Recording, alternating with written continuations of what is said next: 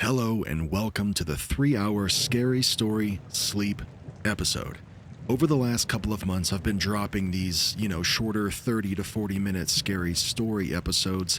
This 3-hour marathon is just the culmination of all of those kind of pushed together to help you fall asleep and really stay asleep for hours at a time. As you get settled in, I want to take a quick second just to talk about ads. If you're watching on YouTube, you might hear an ad after the first story, the second story, and then the third story, and there's no interruptions beyond that. If you're listening on a podcast platform, all 3 of those ad breaks are going to happen at once, somewhere close to the, 10 or 15 minute mark, whichever happens to be in between a story.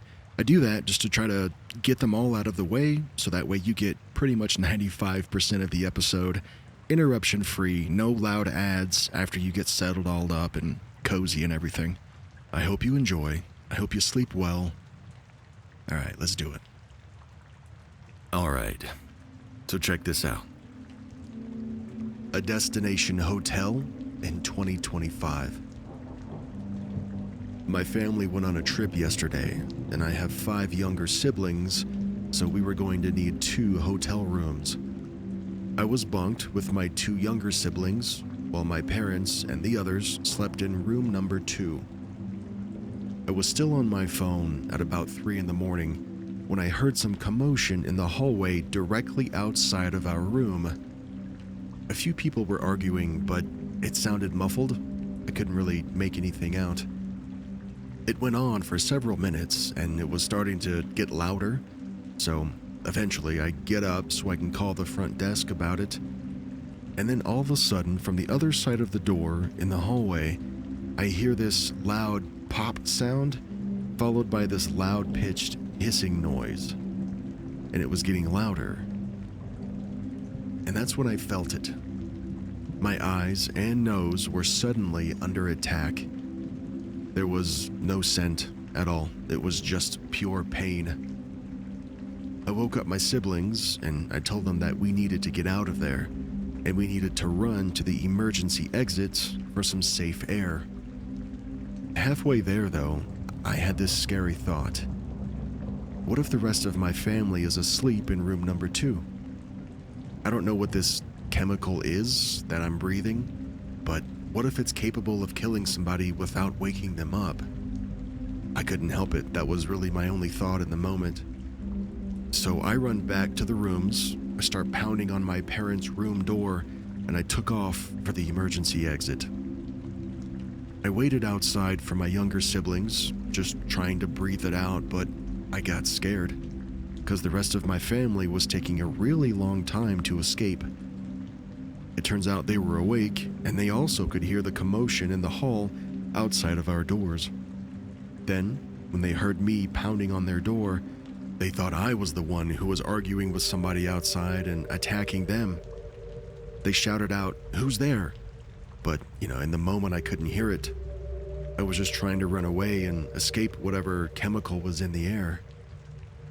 Because of me, my family was trapped in there for nearly an entire minute, including my 3-year-old sister, who's probably traumatized by the entire thing. We think that it was bear spray, which is, basically a pepper spray grenade, meaning that there won't be any permanent damage to us, but damn, it was still pure agony at the time. Why did I have to pound on that door? I feel like my panicking caused so much more pain than necessary, and probably, again, traumatized my youngest sister. Evacuating my younger siblings was so scary. I wish I knew that the chemical wasn't lethal at the time. Trying to comfort my baby sister was so hard. She was shaking so much that she thought she was cold, but she was actually warm to the touch. She just didn't know how to process how scared she actually was. Despite the OP feeling like they might have been partially to blame for keeping their family in that pepper spray room for an extra minute, there's tons of people in the comments of this story saying that they did the right thing. There's even a paramedic student that chimes in. They say, Even if the OP didn't manage to do everything that they wanted to do, they still ensured the safety of those that they could. They went back in for more and then realized the situation might be too dangerous and did exactly what we, as first responders, are trained to do. Evacuate and then wait for further help.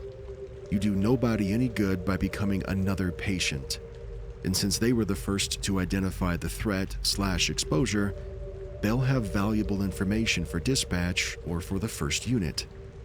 The paramedic student goes on to ensure OP that you did everything right without any of the training, and you should be proud of yourself.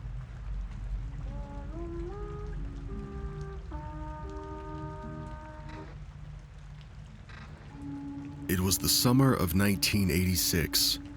I was 5, and my dad's job had just moved us from Brooklyn to a house in Connecticut. It was a massive change. We moved from this crazy, crowded neighborhood to 4 acres on a windy road in the woods. My mom loved it. The scenery, the quiet, all of it. She was 27, and my dad was 30 at the time. At first, everything was fine. And then my mom started telling us that she'd kept seeing this man everywhere that she went. In the supermarket, he would be there, noticing her and just smiling. On another time, she took my sister and me to the park, and he was sitting on the bench there, staring at my mom. The sightings happened more and more often over the next month. My mom was getting increasingly on edge whenever we would go out to run errands or really do anything.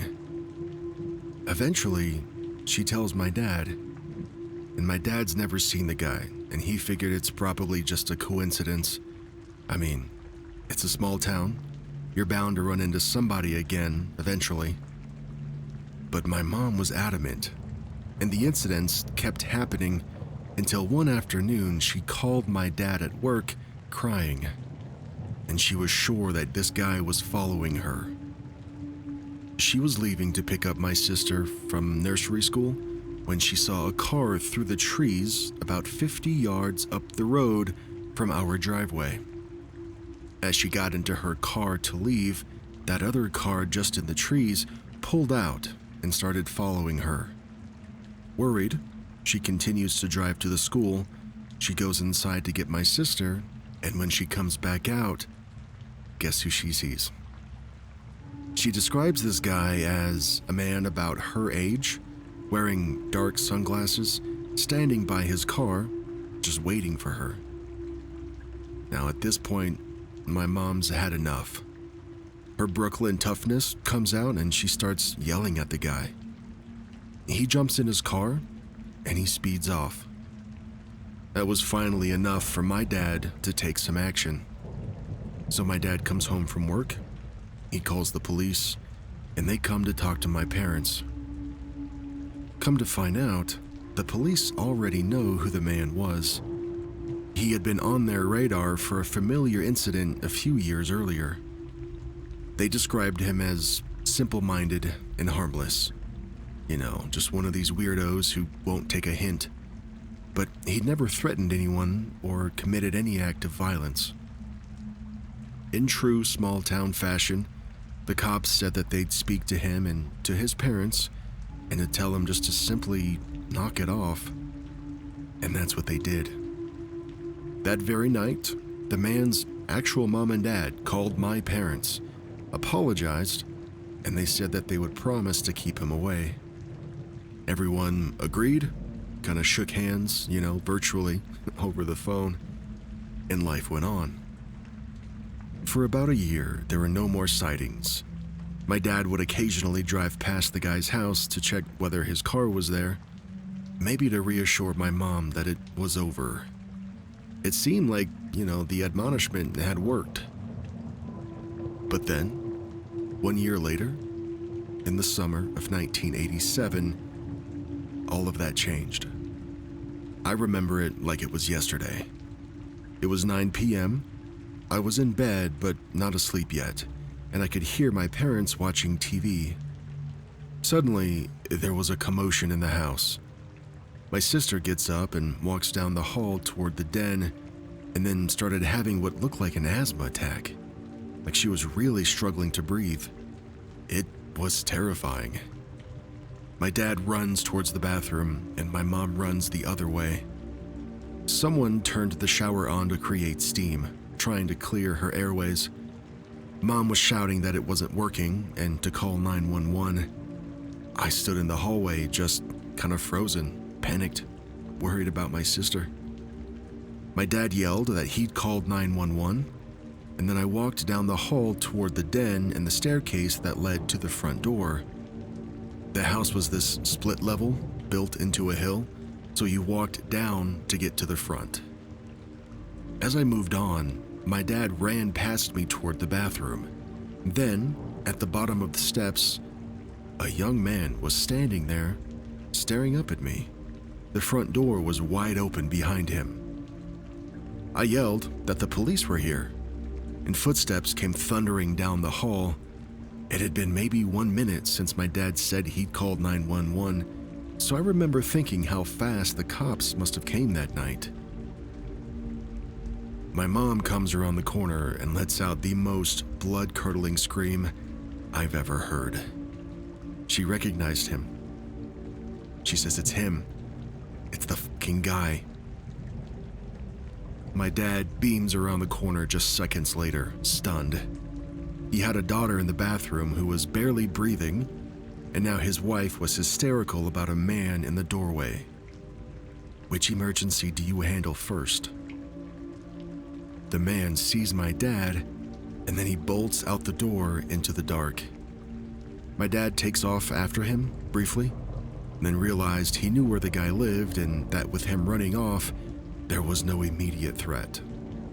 He orders my mom to go into the kitchen, and she grabs me on her way, just pure panicked. The cops arrived within a few minutes after that, one of the same officers who had handled the earlier incident from a year prior. EMTs were there too, and they give my sister an inhaler and she begins breathing again. It soon became clear that the man had been spying on my mom, peering through windows from the woods. When the police catch up with him just down the road, they arrest him, and he admitted that he'd been, quote, going for drives at night for months, watching her. He didn't seem to understand why anybody would be upset. Simple mind. He pled guilty to trespassing and a stalking-related charge, and he went to jail, though I don't know exactly for how long.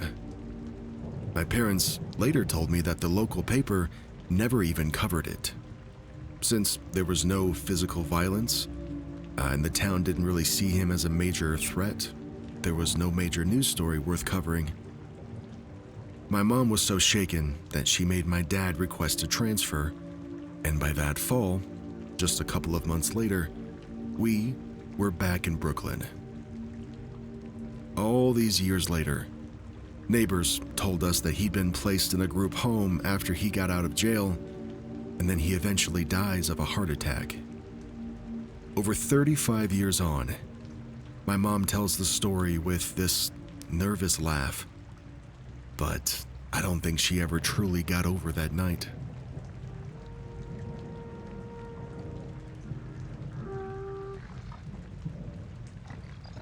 Before I tell this story, I want to say I know how dumb it was to do what I did.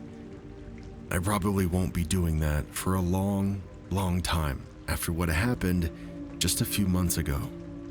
Still, I needed to post this because I don't know who else to tell. About half a year ago, I had the scariest experience of my life. For some context, I'm a dumb teenage boy who occasionally sneaks out just to walk around at night.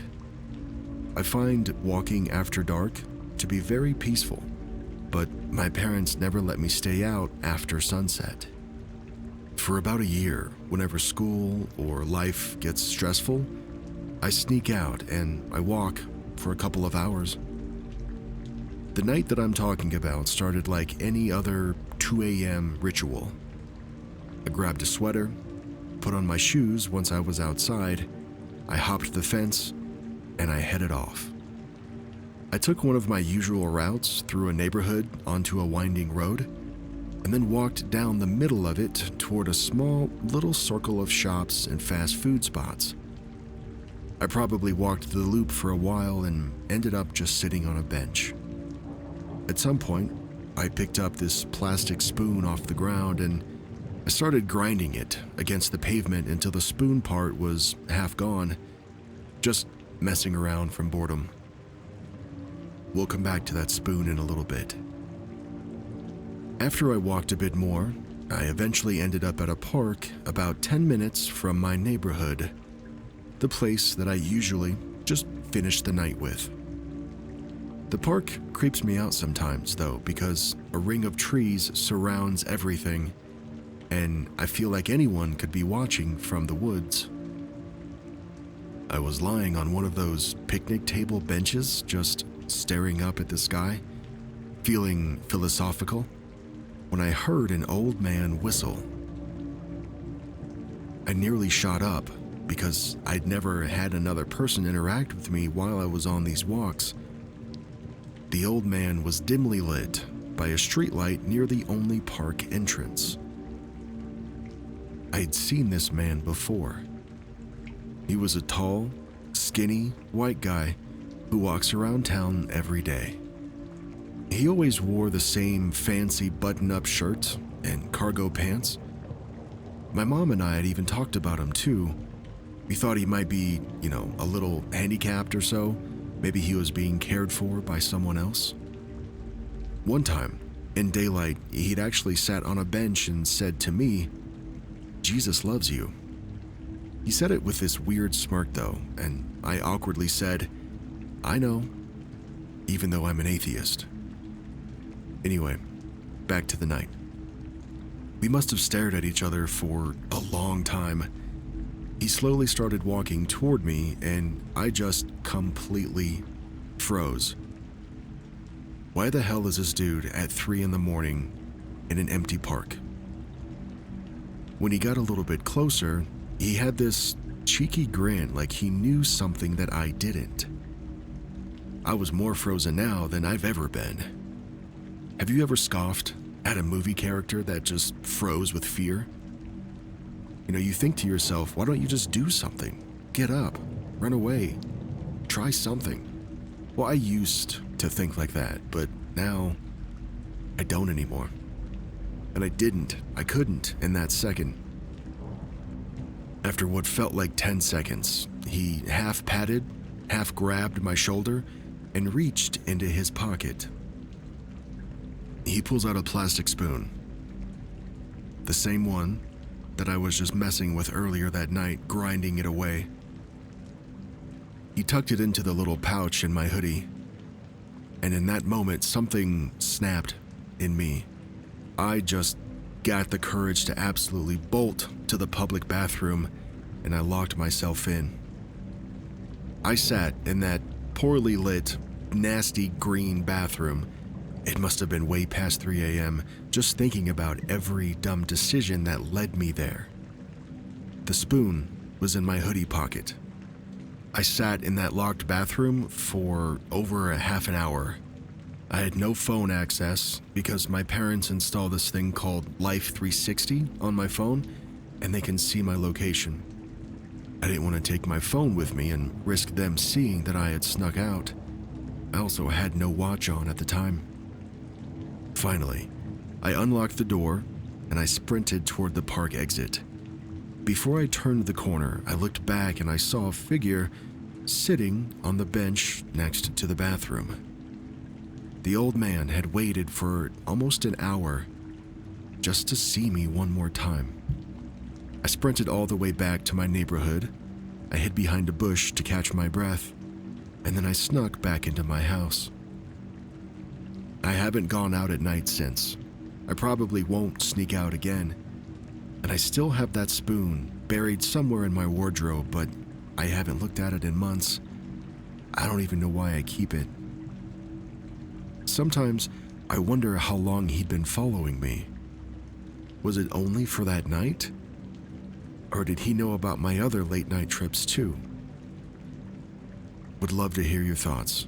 Please, though, don't lecture me about sneaking out. I've already learned my lesson.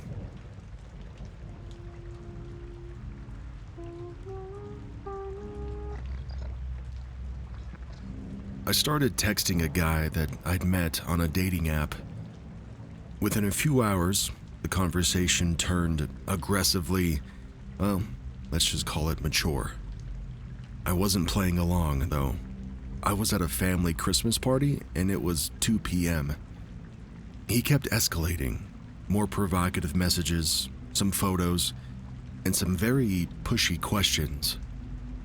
When I didn't respond right away, he got upset and started asking things like whether his magic wand, if you know what I mean, was good enough. He sent more photos and asked if they made me wet. I told him I wasn't even looking at them. I was holding my 5-month-old nephew, and he replies, "So? You can still be wet." And now I was like, excuse me? When I got home, I decided to take a bath to unwind. He was now blowing up my phone, asking where I'd gone and if I was finally home yet. I told him earlier that I might not reply until later because I was busy. At this point, I'd known this dude for like 5 hours. At 9 p.m., he asked what I was thinking about, and I said, sleep, to be honest. He didn't like that. He kept demanding to know why I wasn't thinking about his photos and insisted that I go back to look at them. I told him I was upset about a recent breakup and not looking for hookups right now. But he wouldn't take no for an answer. He spammed my phone and called repeatedly even after I said I was heading to bed. I had been drinking earlier just to unwind a bit, and sometime that night he woke me up, demanding to know why I wasn't talking to him because he wanted to talk. I said I was sleeping and I didn't want to. He responded with, "Well, aren't you drunk? Shouldn't you be in the mood?" Now I'm thinking, like, seriously, dude? I just hung up and I ignored him until morning. The next afternoon, I did reply. By then, another guy that I'd met weeks earlier had asked me out on a date, to which I replied yes to. We had a great time. We drank a little bit, we played some League, and I ended up staying at his place because I didn't want to drive home drunk. At 3 a.m., while I was lying next to my date, my phone rang, and it was the first guy. Half asleep, I answered. He told me that he was at my apartment complex and wanted me to let him in so that we could, quote, congregate. I freaked out.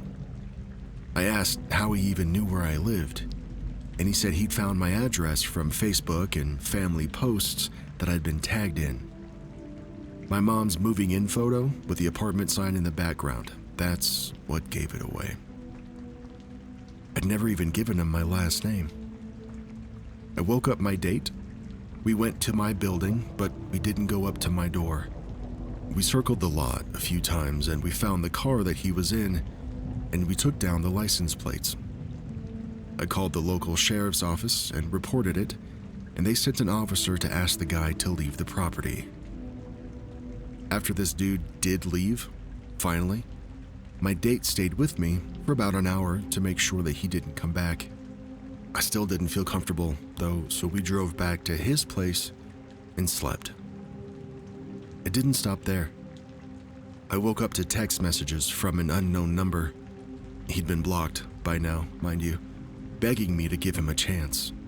He told me I was perfect and that I'd ruin my life by passing up on his, quote, magic, claiming his magic wand, still creepy, right, was a divine gift and I'd regret not experiencing it. I had no words. He'd gone from stranger to entitled creep in less than 24 hours. He kept trying to guilt me, insisting that I was choosing a stranger over him But remember, he was a stranger 24 hours ago. He would say sorry for being creepy right before showing up at my complex. And his last message, after everything, was, "No wonder you're still single." Yeah, buddy. No wonder I'm still single.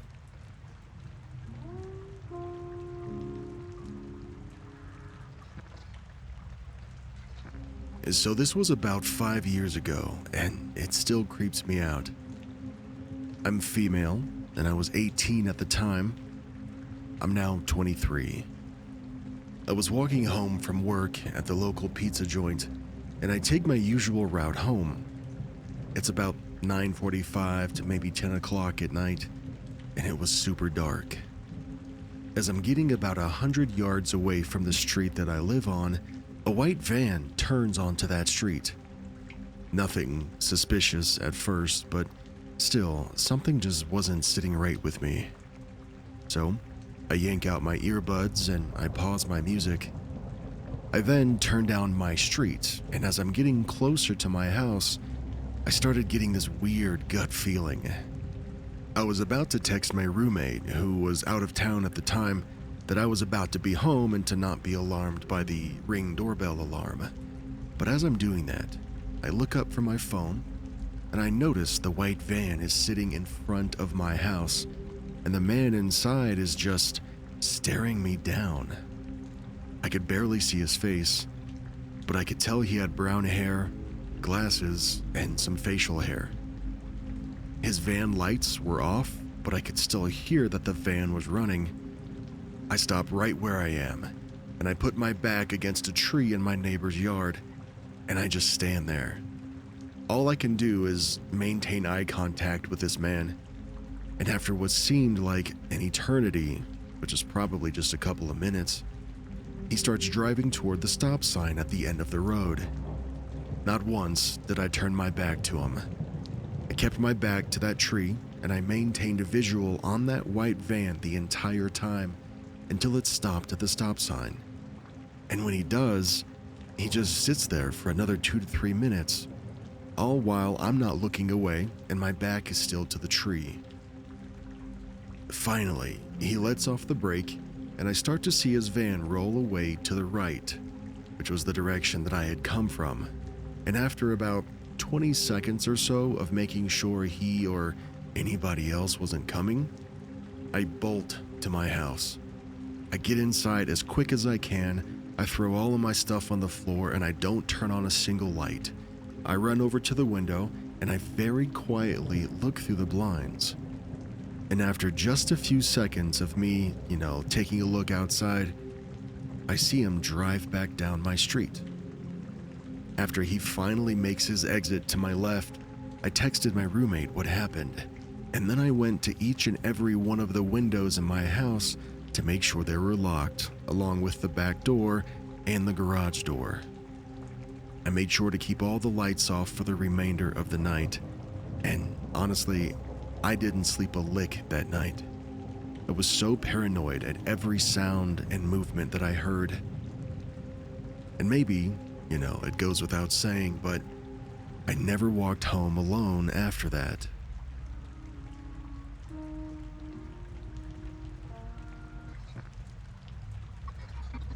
Nebraska, 2018. I lived in the largest city in Nebraska, but it was still essentially surrounded by corn and wheat fields. The city was expanding, so a lot of these rich folks started building huge houses on giant properties on the edge of town as things proceeded to grow. With all of that being said, I had a good friend whose parents' house was one of those big ones right on the line between the fields and the city. My friends and I were constantly hanging out at his place because it was fun. They let us ride their 4x4s on their huge property. They had a hot tub and a living room that was bigger than my house pretty much, that was used for watching TV. Plus, his parents were super cool. We could drink out there as long as we promised that we would stay at the house. I was probably 18 at the time. It was tons of fun, although I was, and still am, very scared of the dark, so I just wouldn't go outside after a certain time because there was little light out there and the nearest neighbor was about a mile away. I always felt a weird energy driving to and from his place if it was late at night, but never had anything happen until one night. The drive out there is a long, winding two-way road that had thick trees on both sides, and you pass one of the city's largest cemeteries on the way. And of course, with barely any lighting besides the streetlights every once in a while, and there's very little traffic as well. It's all, inherently a bit creepy, and I'll admit to having sped through this section of road many times just to get through it as quickly as possible. This specific night was perfect spring weather, so I was driving with my windows down listening to music, and it was pretty close to 10 p.m. I was coming around one of the curves in the road when I had to essentially slam on my brakes. Now at this point, right in front of me, in the middle of the road, is something I thought I'd never see out here. About 50 yards away, there was a family in the middle of the road. Picture this, a pitch black road with thick forest on either side and only my headlights to show what's in front of me. And this was a family of 3, maybe 4. I could make out a tall, slender woman, a man of what I would call average height and weight, and a child. They had short hair. I couldn't tell what gender they were based on the clothing, and I certainly couldn't see their face. They looked to be about 8 years old, and the mother was pushing a stroller. Their clothes looked normal, I guess. I mean, they weren't really tattered at all or dirty, but they certainly weren't nice either. And they also weren't carrying any kind of light source, which means before I pulled up behind them in my car, they were walking in the pitch blackness. They were all facing away from me, walking just completely silent in the middle of the street in the same direction that I was heading. Now, I get a little curious now. I turn down my music to see if I can hear them talking or maybe playing music or something, but they weren't. The hairs on my arms immediately stand up now. I came to a stop in the road behind them, obviously, and I just sat there for a moment to let them move on. And they seemed to be completely unaffected by me, and they didn't even turn their heads even a little bit to acknowledge me, nor did they attempt to move out of the way. Now, I literally think I'm going insane, or maybe I was dreaming. It was so surreal. Before I really had time to fully process and register what I was seeing and how truly strange it was, all of them, at the same time, stopped walking, and then they very slowly turned to face my car. Now that scares the absolute shit out of me. I honestly didn't even give myself enough time to look at their faces as they turned, because I was too busy immediately throwing my car in reverse, and I sent it backwards for probably a good 20 seconds before I flipped a U-turn, nearly running myself off of the road and then booking it in the other direction. The only thing that I remembered noticing in that moment when they turned around to finally look at me was that the stroller looked to be completely empty. And this is the part that sticks in my mind the most. I've never felt terror like that in my life. I checked my rearview mirror probably 1,000 times before getting to a main road, and I never saw a glimpse of them in the rearview mirror. In fact, I never saw them again. I tried asking my friend and his family about that family that I saw that night, only to, I guess, essentially feel like I was insane because of the way they looked at me. Every time I tell this story, I get one of 3 reactions. They either think that I'm fucking cuckoo, they think that I'm lying, or they tell me they have something similar that's happened to them. And, I guess I really don't care if anybody believes me, honestly. It was, and still is, the creepiest thing to ever happen to me, and I think about it all the time. It was either some weird-ass family trying to scare the shit out of somebody, or maybe a distraction for an attempted robbery or assault, or maybe it was something more sinister. I don't know. I don't think I want to know. But I think I'm just going to tell myself for the rest of my life that it was the first option.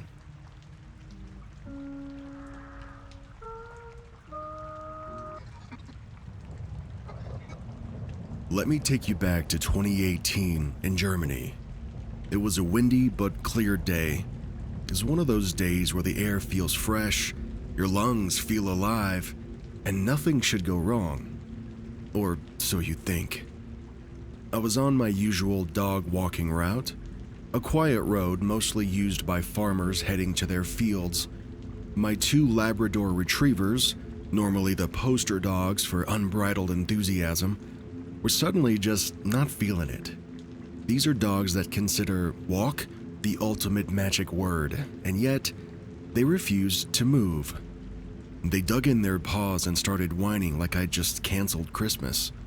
At first, I thought, weird, but maybe they're just being dramatic.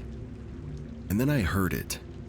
I heard a low-frequency hum, like the sound of a plane flying way too close for comfort. Naturally, I looked up to scan the sky because plane spotting is totally part of the dog walking experience. But nothing. Just clear skies from every angle. At this point, my 2 dogs were doing everything short of filing a formal complaint to convince me to turn back. But, being the ever-curious human that I am, I decided to look around and figure out what was causing their sudden existential crisis. That's when I saw it. About 15 meters away, in a horse field, minus the horses that day, stood something wrong. It wasn't a person, it wasn't a machine, it was some nightmarish hybrid of both. The kind of thing that makes you question your entire understanding of reality. It was silver, almost chrome-like, with vaguely human features that felt someone had hit randomize on an alien design software. 4 limbs, all ending in sharp, oil-dipped edges, and a head that looked like it had been constructed in a factory, not born. The whole thing was blinking, not like a malfunctioning robot, but like it was deliberately watching me. Its nose and mouth were more like unsettling gaps. On top of its head was this cone-shaped cutout holding a golden orb that shimmered in the sunlight.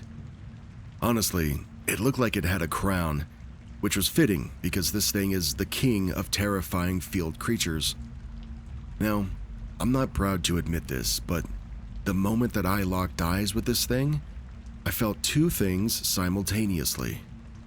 Absolute primal fear and the sudden urgent realization that my fight-or-flight response leans heavily towards flight.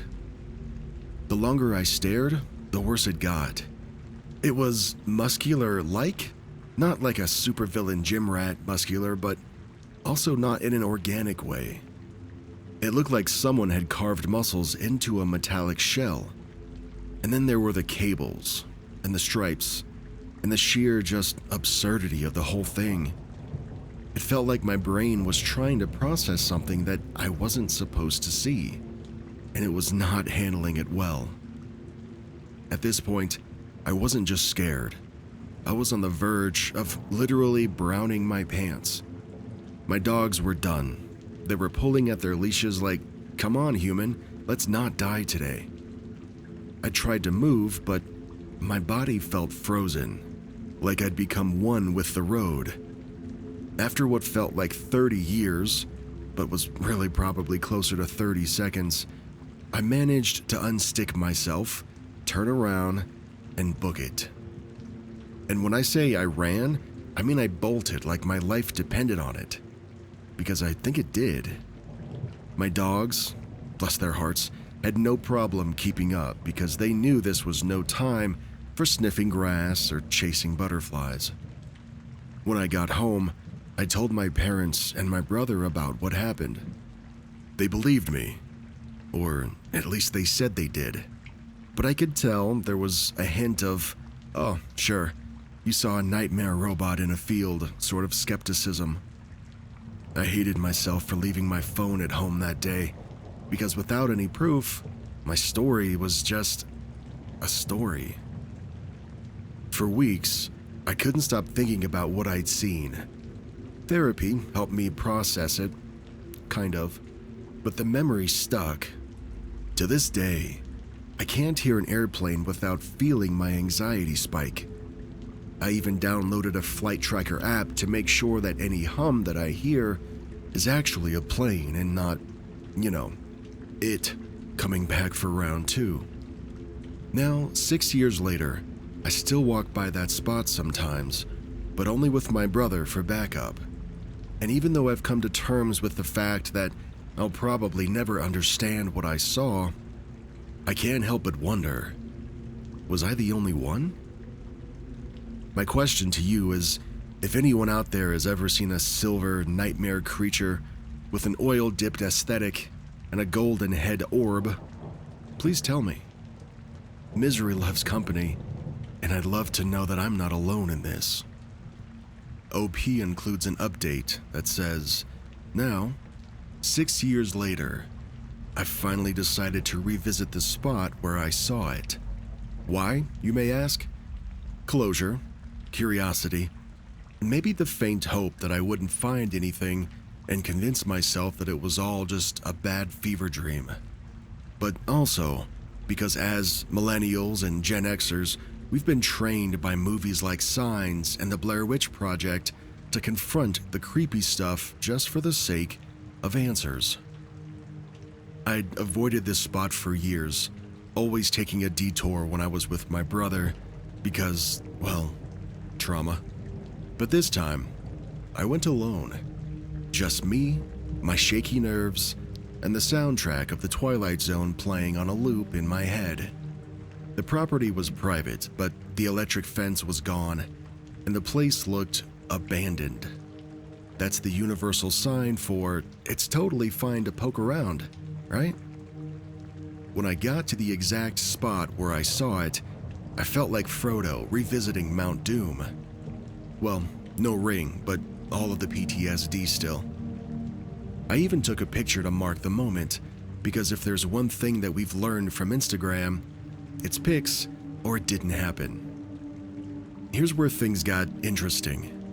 The vegetation in that spot was kind of weird. And by weird, I mean it looked like something out of a Goosebumps book. The grass was patchy, some areas looked burned, and it was the only place in the entire field that had this scorched, post-apocalyptic vibe. My first thought? Oh, great. It left behind an alien crop circle but tried to make it subtle. My second thought? This is how War of the Worlds starts. And here's the kicker though. The closer I got, the more uneasy I felt. You know that gut feeling you get when you're about to make a bad decision? It's like replying to an email that says you've won a free cruise. It was like that, but times 10. After snapping a few photos like a paranormal investigator on a budget, I hightailed it out of there. Now I'm here, armed with photos and about 1 million more questions. What caused these burns? Why does that spot feel like the setting for a low-budget sci-fi thriller? And most importantly, how do I investigate this further without ending up on the next episode of Unsolved Mysteries? Is that show even still running? I'm hoping someone out there, like a botanist, a plant whisperer, or maybe even a crazy conspiracy theorist with a solid PowerPoint presentation, can shed some light on this. After 6 years, I've finally mustered the courage to dig deeper, and your ideas could help me get to the bottom of this mystery. To everyone who commented on my original post, thank you. Talking about my encounter openly felt like a scene from Good Will Hunting. It's not your fault. And now, revisiting the site, I feel a little less afraid. Not brave, exactly, I mean, I'm not strapping on ghost hunting gear or anything, but, a lot less paralyzed by what I saw. If you've got theories, ideas, or just want to say, hey, this thing sounds like it's out of Stranger Things, drop a comment. Let's figure this out together before Netflix steals the idea for their next series.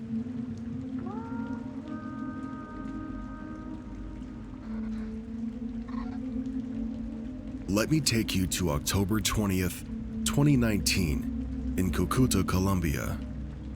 I was on vacation, living the dream, or so I thought.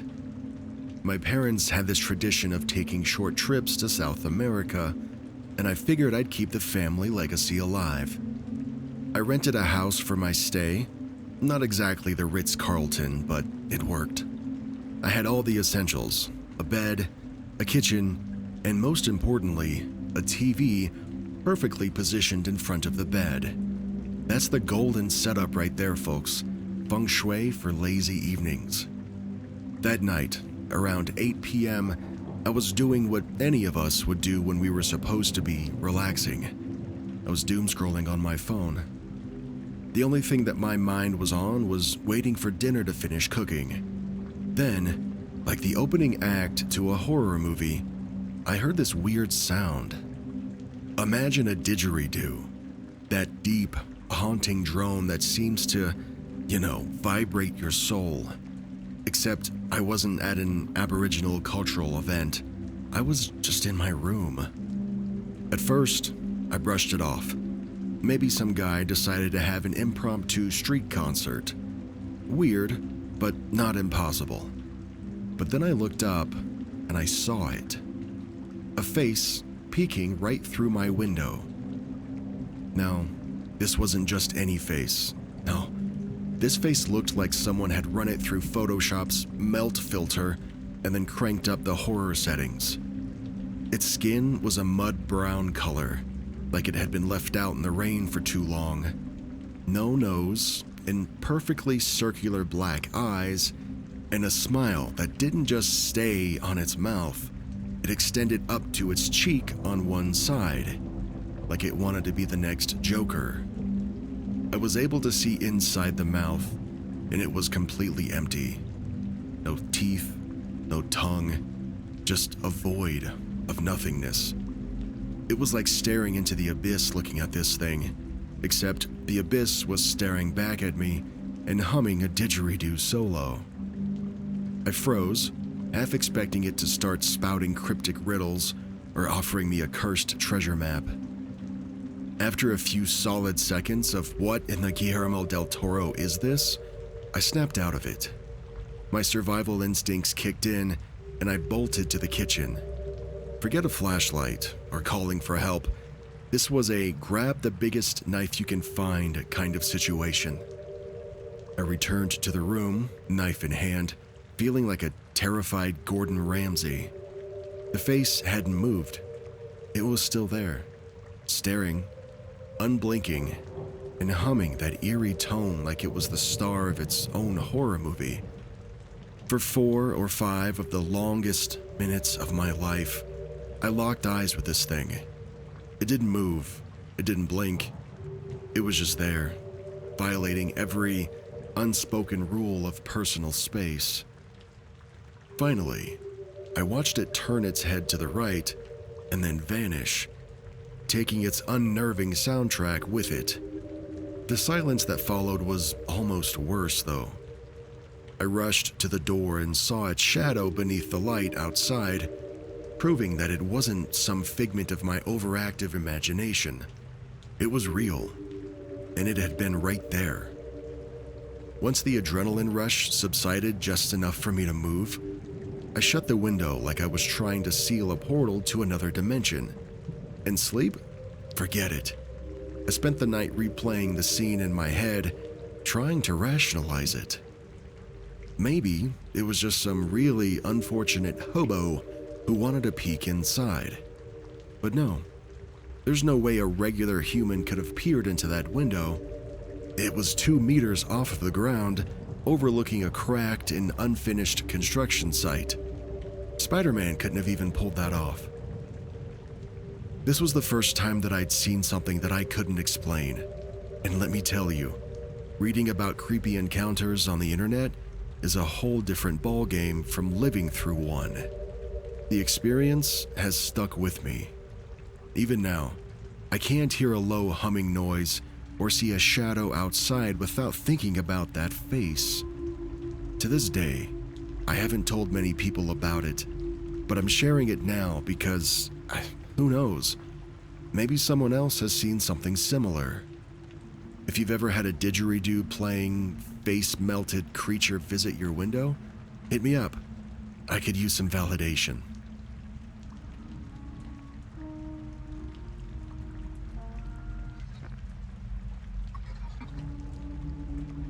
Let's rewind to 4 years ago. It was a typical family get-together. Parents, cousins, my grandmother, all hanging out at my house, catching up, and probably arguing over whose tea recipe is the best. My mom went out back for a smoke, which should have been uneventful, but instead, she came back in, looking like she'd seen the ghost of Christmas future. She asked me, "Why were you outside in the woods, staring at me like a creep?" Spoiler alert, I wasn't. I was inside, happily chatting with my dad, nowhere near the woods. Naturally, we all shrugged it off like, "Oh, you must have just been seeing things," because that's how British people handle unsettling situations. Looking back, that was mistake number one. Fast forward to just last year. I was lounging in the living room, minding my own business, when my dog suddenly just lost it. Barking, growling, full-on Cujo mode. Something had riled him up in the conservatory. Now, this isn't super unusual. The town that I live in, Devon, is practically a rabbit buffet, and my dog loves a good chase. But then I heard it. My voice. My actual voice. Coming from the conservatory. I froze, and for a brief, stupid moment, I thought, did I leave a podcast running or something? But no. I checked outside, and nothing. Not a rabbit, not a person, just silence. And if you're thinking, hey, that's a red flag, dude, then congratulations, you've officially got better instincts than I did at the time. Then, just last month, things escalated from DEFCON 1 levels of terrifying. I was cleaning the kitchen, because what better time for existential dread to hit, right? When I looked out into the woods and saw me, just standing there, staring back at me like a glitch in The Sims. And when I say me, I mean a perfect copy. My face, my clothes, everything. Except this version of me wasn't moving. It was like a human statue, just standing there, radiating this creepiness. I bolted to the conservatory door, but by the time I got there, it was gone. Like it had never been there. Last Saturday was the cherry on top of this nightmare Sunday. I was upstairs, working on a project, when I heard my voice again. This time, it was asking to be let in. Let me repeat that for dramatic effect. I heard my voice asking to be let into my house. My dog was going ballistic, and things went from bad to worse when this thing started clawing and scratching at my windows and doors. It sounded like Freddy Krueger himself was trying to guest star in my life. I called the police faster than you can say nope, and I packed a bag to stay with my parents. So here I am, hiding out in my parents' place, trying to figure out how to deal with this doppelganger from hell. I've heard of evil twins in movies and shows, like Us, but experiencing it firsthand, that's a whole different level of nightmare fuel. If anyone out there has any advice, maybe you've read about this in folklore or seen something similar in Supernatural, I don't know. I'm all ears. I just want this to stop before this thing tries to break into my house again. And to my not-so-friendly woodland twin, if you're reading or listening to this, because who knows, maybe you've got my Wi-Fi out there too, please take your creepy invasion of the body snatchers energy elsewhere.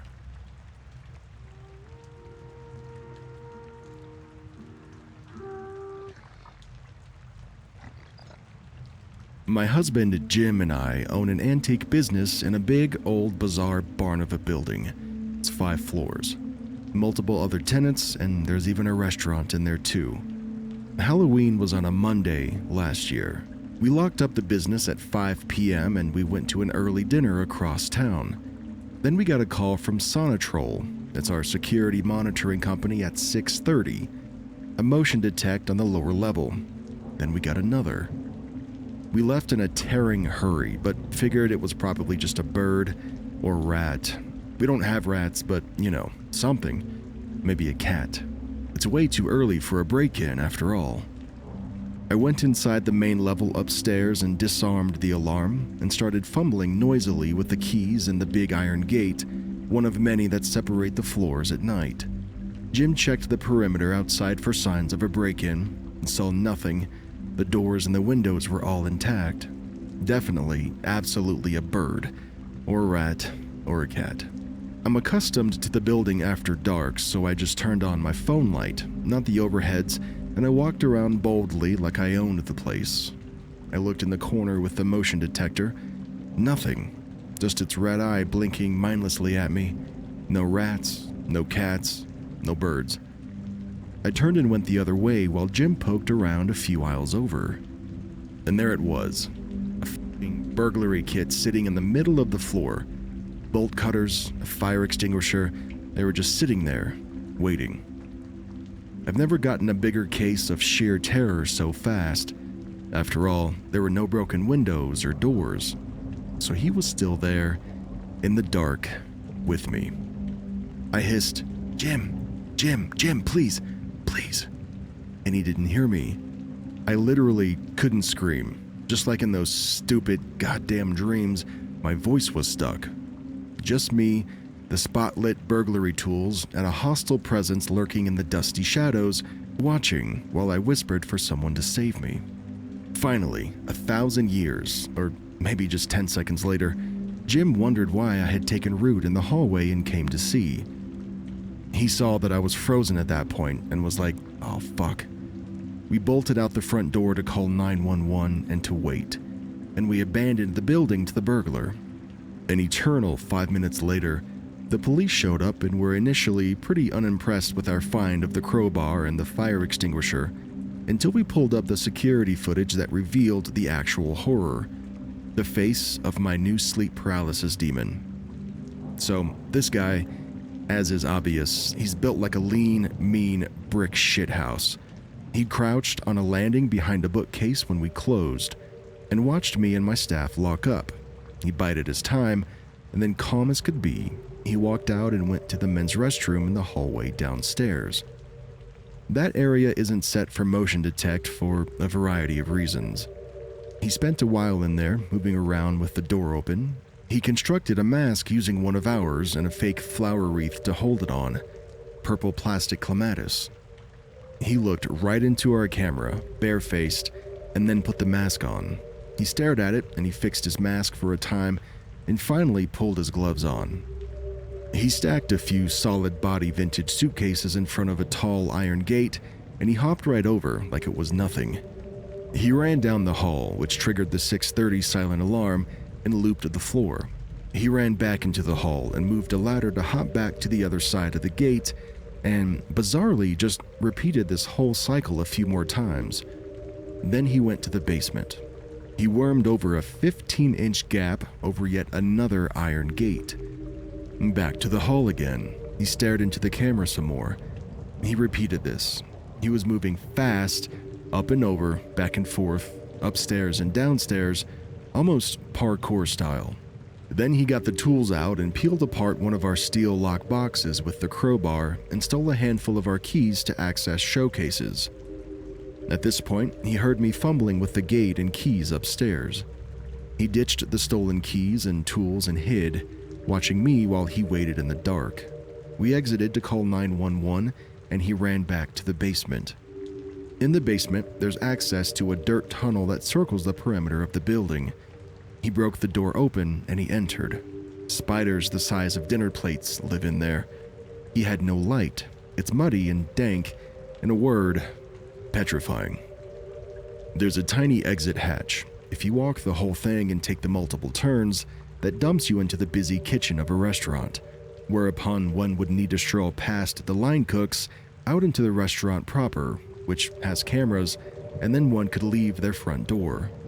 Plastered with mud, which does leave tracks, speaking from experience. When we found it, there was his clear entrance into the tunnel, but no exit tracks, no muddy footprints, nobody walking out on the restaurant cameras, and the cooks didn't notice anything. It was a busy night, though. Reviewing the footage and timing the whole thing, tracing his path from camera to camera, and searching the building carefully took hours. By the end, all of us, including the police, were starting to lose our collective cool and freak out. There was no chill when even the guys with guns were rattled. After all, where the fuck did he go? Jim and the two officers had no choice but to walk the dirt tunnel. The cops took one look and were like, absolutely not. Jim insisted, and so they made him walk to point. They made it about halfway through the tunnel before the cops said finally, no, you're leaving with us and we're going to review more footage from the restaurant where there are no spiders. Jim got the okay from them to board up both ends of the tunnel, which we did, solidly. And thus the story ends. The pictures got spread widely, but we got no useful leads despite the decent face shot. Did he indeed crawl out a hatch in the busy kitchen and stroll out past the cooks, leaving no trace of mud? I guess he did. We got no suspicious smells coming from out of the tunnel in the later weeks and months, but again, nobody has walked that far side since. We only unboarded the tunnel last week from the split water main shenanigans, and I vowed I will use his skull in this year's Halloween display if he's dead down there.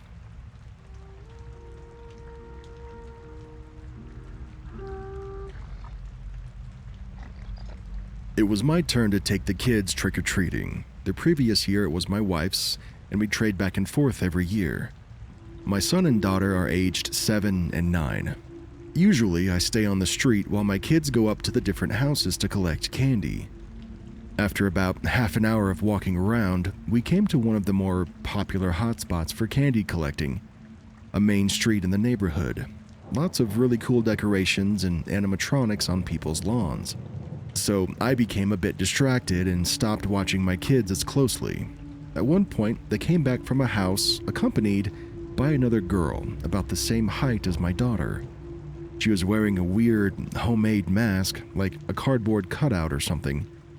My daughter asked me if she could trick-or-treat with us, so I said sure, and we carried on together as a group. I didn't know who this girl was, but I figured she was a friend from my daughter's school. As we continued, I started to notice a large man trailing us. He was wearing some sort of angry cat mask, and it was kinda creepy, to be honest. I thought that maybe he was the father of the girl, so I tried to start up some small chat with him.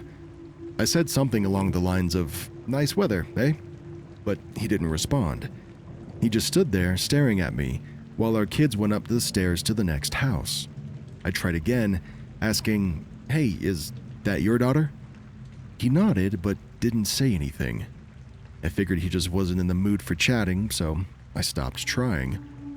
We carried on for about another 15 minutes until suddenly, my kids came up to me and said that they wanted to go home. This surprised me, as we hadn't been out for too long and their bags were only about a third full. In any case, I agreed. I waved goodbye at the man in the cat mask and his daughter, and we started on our way home. The weird thing is that when I glanced back at the man and his daughter, they were just standing there still, staring at us. I checked one more time as we turned the corner, and they were still standing there, not having moved at all. At this point, I decided to ask my kids, "So, who was that girl?" My daughter looked up at me with a confused look on her face. "She's your friend," my daughter replied. I asked her what she meant by that. Well, apparently, the girl with the cardboard mask approached my kids and said that she was a friend of mine. She told my daughter she was too shy to ask me if she could join us to trick-or-treat and wanted my daughter to ask me instead. I laughed at this story and replied to my daughter, "Why would you think she was my friend? I don't have any children friends." What my daughter said next chilled my bones. According to her, when the girl with the cardboard mask approached them for the first time, she wasn't wearing the mask, so they were able to see her face. As it turns out, she wasn't a girl at all, but an older woman around my age with wrinkles on her face. What's even more disturbing, the old woman had started to steal treats from my daughter's bag, apparently when I wasn't looking. This is why they asked me to go home. The old woman was really creeping them out and they just wanted to get away from her. I brought my kids home and I told my wife what happened. We made sure to check through all their candy, but didn't find anything suspicious or off. We didn't call the police or anything since nothing really happened, but thinking back, I kind of regret that decision now. What the heck was that old woman doing, and who the hell was that man following us around? I don't think I'll ever know. I just think it's sick that there are people out there on Halloween hiding behind masks, pretending to be children.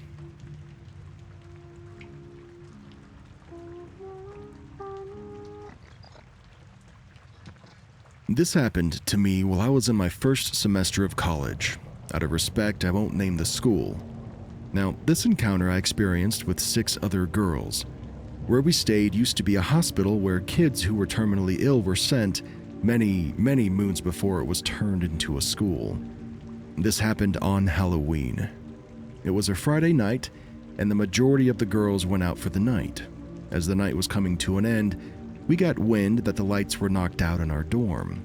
There was a huge ice storm that was coming through that night, and it knocked out the entire campus's lights. So me and my friend got a ride back to the dorm around 2:30 a.m. As we drove back onto campus, it was completely dark besides the car lights from people that were getting back from a night out.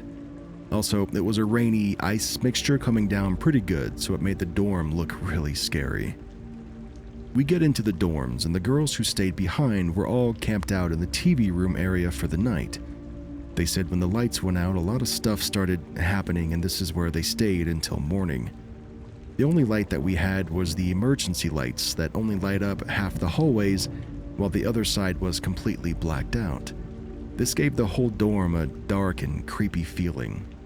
My roommate was gone for the weekend, so I would have been all alone in my room, but my friend, her roommates, and a couple of other girls decided to stay in my room with me, thank goodness. It was about 3 a.m. when we got all settled in and ordered some pizza because we were all kind of drunk and hungry. The pizza came and we sat in the dark with our flashlights, eating and talking. Now, one by one, everyone started falling asleep. My friend and I were the last ones kind of awake. My bed was right by the door, my friend was on her mattress on the floor by the door, and the other girls were all squeezed together on the floor on the opposite side of the room. All of a sudden, in the dark, you could hear laughing and giggling, kind of far off in the distance. I just laid there because I didn't know what to think, but I stayed quiet and I didn't move. The laughing and giggling got louder and closer. It was like every 10 seconds they got louder. Now I could hear them on the other side of the building on our floor. By this time, my friend on the floor whispered to me,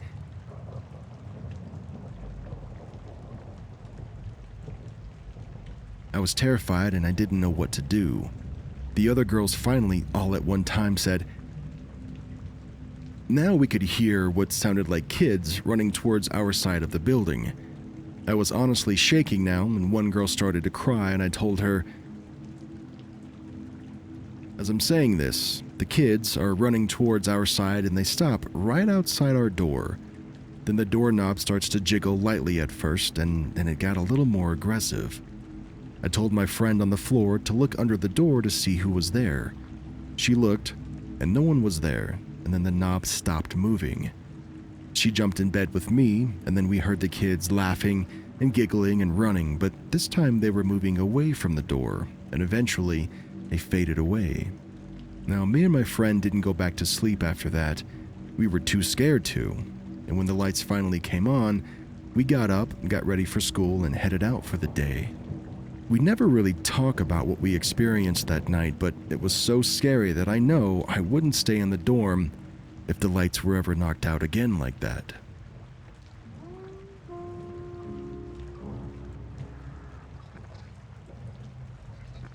Let me take you to October 20th, 2019, in Cucuta, Colombia. I was on vacation, living the dream, or so I thought. My parents had this tradition of taking short trips to South America, and I figured I'd keep the family legacy alive. I rented a house for my stay, not exactly the Ritz-Carlton, but it worked. I had all the essentials: a bed, a kitchen, and most importantly, a TV perfectly positioned in front of the bed. That's the golden setup right there, folks. Feng shui for lazy evenings. That night, around 8 p.m., I was doing what any of us would do when we were supposed to be relaxing.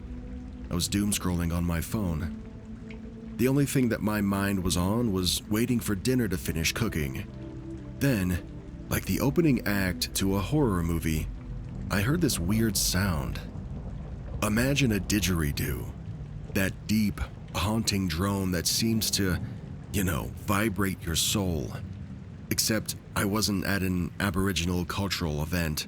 I was just in my room. At first, I brushed it off. Maybe some guy decided to have an impromptu street concert. Weird, but not impossible. But then I looked up and I saw it. A face peeking right through my window. No, this wasn't just any face. No, this face looked like someone had run it through Photoshop's melt filter and then cranked up the horror settings. Its skin was a mud brown color, like it had been left out in the rain for too long. No nose, and perfectly circular black eyes, and a smile that didn't just stay on its mouth. It extended up to its cheek on one side, like it wanted to be the next Joker. I was able to see inside the mouth, and it was completely empty. No teeth, no tongue, just a void of nothingness. It was like staring into the abyss looking at this thing, except the abyss was staring back at me and humming a didgeridoo solo. I froze, half expecting it to start spouting cryptic riddles or offering me a cursed treasure map. After a few solid seconds of what in the Guillermo del Toro is this, I snapped out of it. My survival instincts kicked in, and I bolted to the kitchen. Forget a flashlight or calling for help. This was a grab the biggest knife you can find kind of situation. I returned to the room, knife in hand, feeling like a terrified Gordon Ramsay. The face hadn't moved. It was still there, staring, unblinking, and humming that eerie tone like it was the star of its own horror movie. For 4 or 5 of the longest minutes of my life, I locked eyes with this thing. It didn't move, it didn't blink. It was just there, violating every unspoken rule of personal space. Finally, I watched it turn its head to the right and then vanish, taking its unnerving soundtrack with it. The silence that followed was almost worse, though.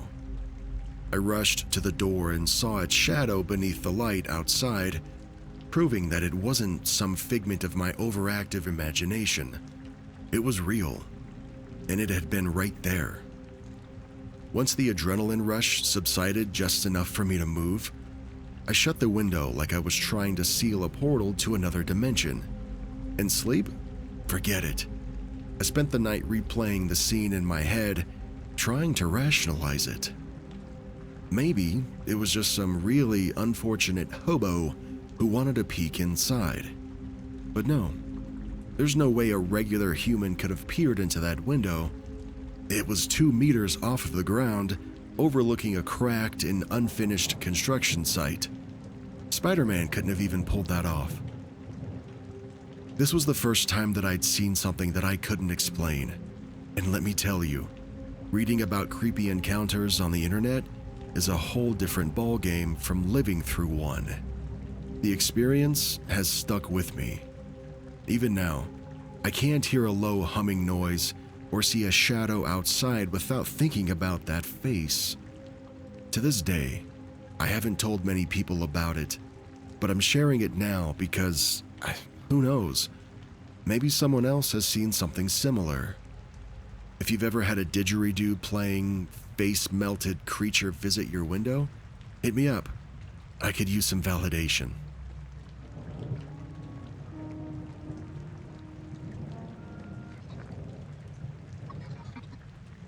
Let's rewind to 4 years ago. It was a typical family get-together. Parents, cousins, my grandmother, all hanging out at my house, catching up, and probably arguing over whose tea recipe is the best. My mom went out back for a smoke, which should have been uneventful, but instead, she came back in, looking like she'd seen the ghost of Christmas future. She asked me, "Why were you outside in the woods, staring at me like a creep?" Spoiler alert, I wasn't. I was inside, happily chatting with my dad, nowhere near the woods. Naturally, we all shrugged it off like, "Oh, you must have just been seeing things," because that's how British people handle unsettling situations. Looking back, that was mistake number 1. Fast forward to just last year. I was lounging in the living room, minding my own business, when my dog suddenly just lost it. Barking, growling, full-on Cujo mode. Something had riled him up in the conservatory. Now, this isn't super unusual. The town that I live in, Devon, is practically a rabbit buffet, and my dog loves a good chase. But then I heard it. My voice. My actual voice. Coming from the conservatory. I froze, and for a brief, stupid moment, I thought, did I leave a podcast running or something? But no. I checked outside, and nothing. Not a rabbit, not a person, just silence. And if you're thinking, hey, that's a red flag, dude, then congratulations, you've officially got better instincts than I did at the time. Then, just last month, things escalated from DEFCON 1 levels of terrifying. I was cleaning the kitchen because what better time for existential dread to hit, right? When I looked out into the woods and saw me, just standing there, staring back at me like a glitch in The Sims. And when I say me, I mean a perfect copy. My face, my clothes, everything. Except this version of me wasn't moving. It was like a human statue, just standing there, radiating this creepiness. I bolted to the conservatory door, but by the time I got there, it was gone. Like it had never been there. Last Saturday was the cherry on top of this nightmare Sunday. I was upstairs, working on a project, when I heard my voice again. This time, it was asking to be let in. Let me repeat that for dramatic effect. I heard my voice asking to be let into my house. My dog was going ballistic, and things went from bad to worse when this thing started clawing and scratching at my windows and doors. It sounded like Freddy Krueger himself was trying to guest star in my life. I called the police faster than you can say nope, and I packed a bag to stay with my parents. So here I am, hiding out in my parents' place, trying to figure out how to deal with this doppelganger from hell. I've heard of evil twins in movies and shows, like Us, but experiencing it firsthand, that's a whole different level of nightmare fuel. If anyone out there has any advice, maybe you've read about this in folklore or seen something similar in Supernatural, I don't know. I'm all ears. I just want this to stop before this thing tries to break into my house again. And to my not-so-friendly woodland twin, if you're reading or listening to this, because who knows, maybe you've got my Wi-Fi out there too, please take your creepy invasion of the body snatchers energy elsewhere.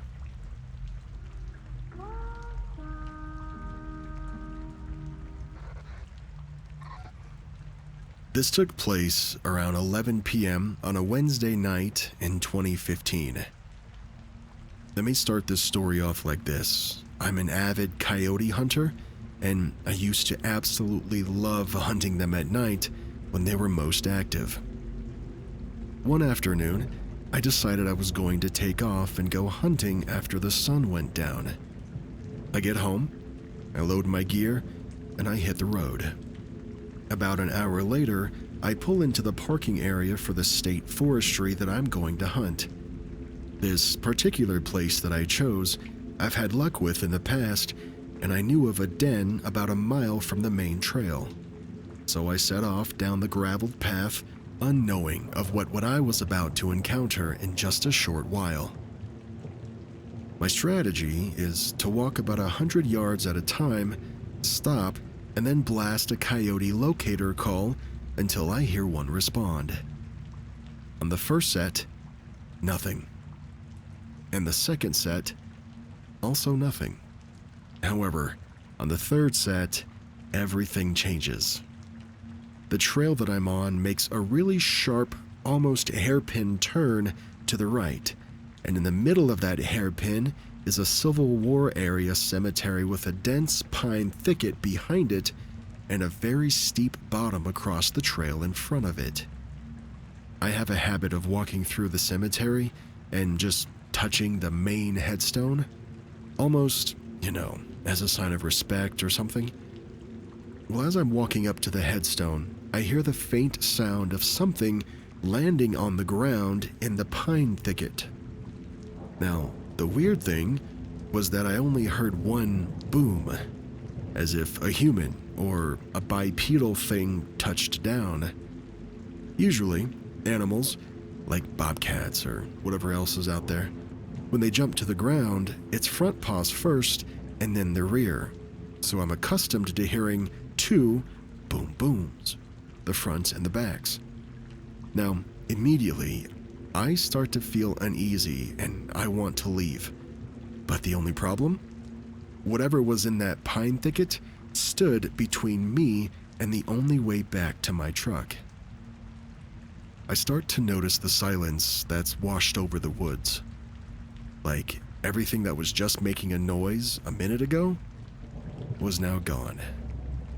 And it's also at this point in time when I notice the unmistakable feeling of being watched.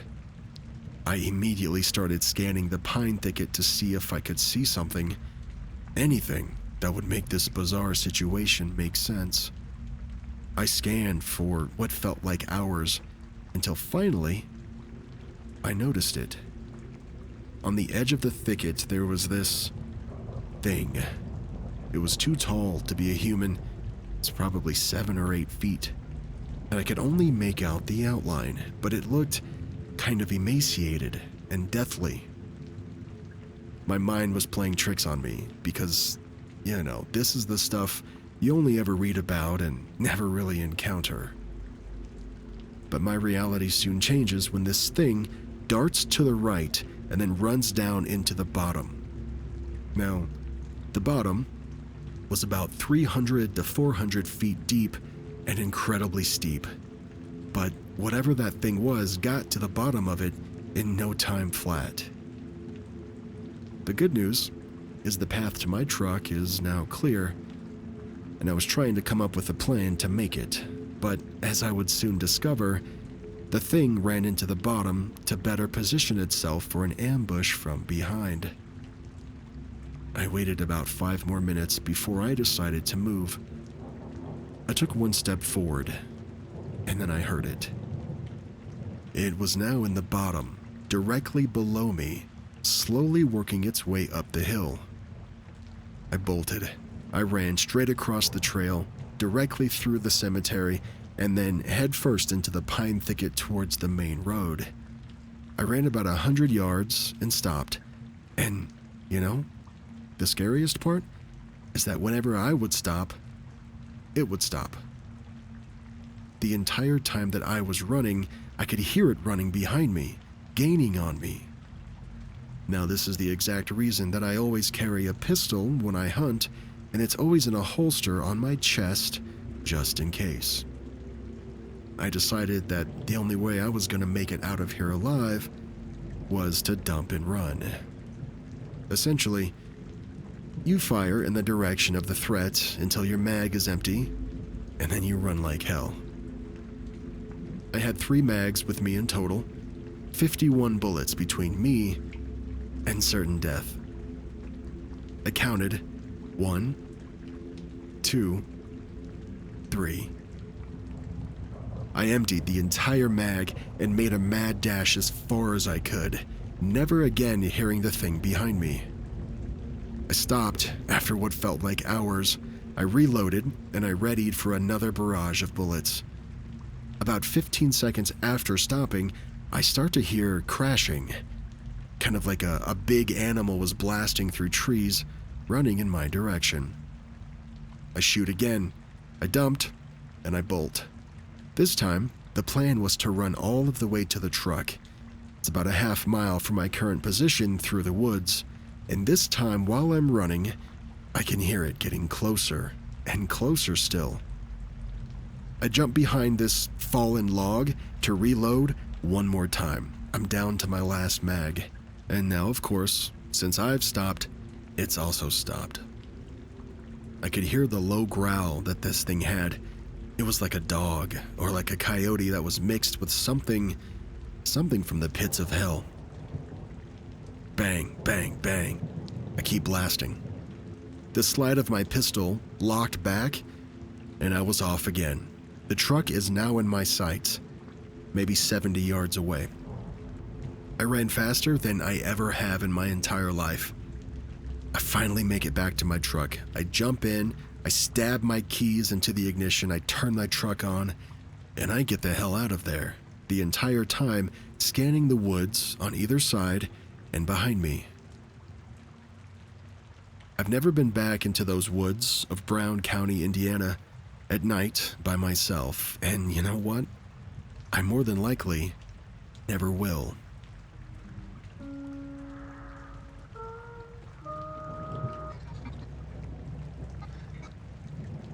I've been a trucker for over a decade, and you hear all sorts of stories on the road, but this one still gives me chills.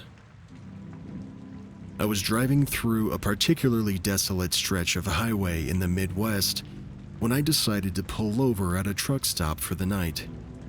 The place was pretty run down, and there were only a few other trucks parked there. As I was getting ready to settle in, I overheard a couple of other guys talking near one of the trucks. They seemed on edge, like they were urgently whispering something. I could catch snippets of their conversation, and I heard one of them say, "Watch out for the lizards." I thought that was a weird thing to say, but at the time, I didn't think much of it. I figured it was some local slang or maybe an inside joke. As the night went on, I started to drift off, but then I could hear footsteps crunching outside on the gravel. It was strange because it didn't sound like only one set of footsteps. It sounded like a small group of people were walking around, but the pattern was irregular and unsettling. Curiosity got the better of me, so I peeked out of my window. I couldn't see much in the dim light, but there were definitely figures moving around the parking area. They seemed to be skulking between the trucks, almost like they were looking for something.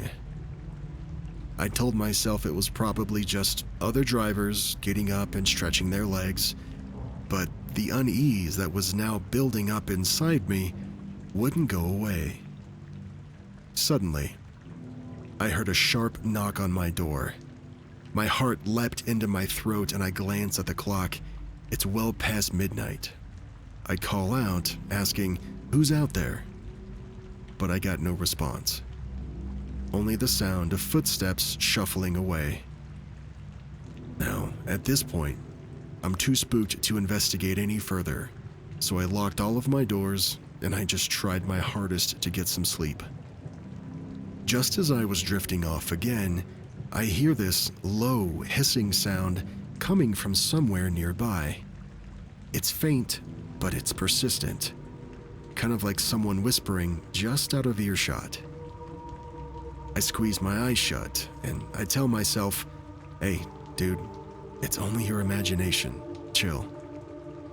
But then I heard the footsteps again, and this time, they were closer. Throughout the night, I can hear knocks and scratches on the other trucks around me, and every once in a while, there's some sort of yelling or moaning coming from the distance, kind of like someone or something was trying to communicate or call out. Occasionally, I would get this waft of smoky smell, like a cigarette going through the air when these creatures were close to my truck. The rest of the night is a blur of eerie sounds and creeping dread.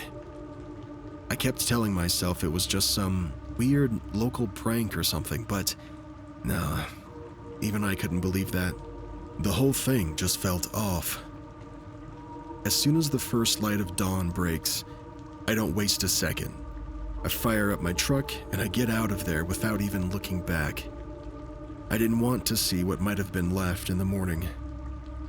And, to this day, I can't shake the feeling that there was something more to those, quote, lizards than meets the eye. Maybe it was just an overactive imagination. Or maybe there's something out there in those backwoods truck stops that we're better off not knowing about. Stay safe out there and keep your eyes and your ears open. You never know what might be lurking in the woods at night.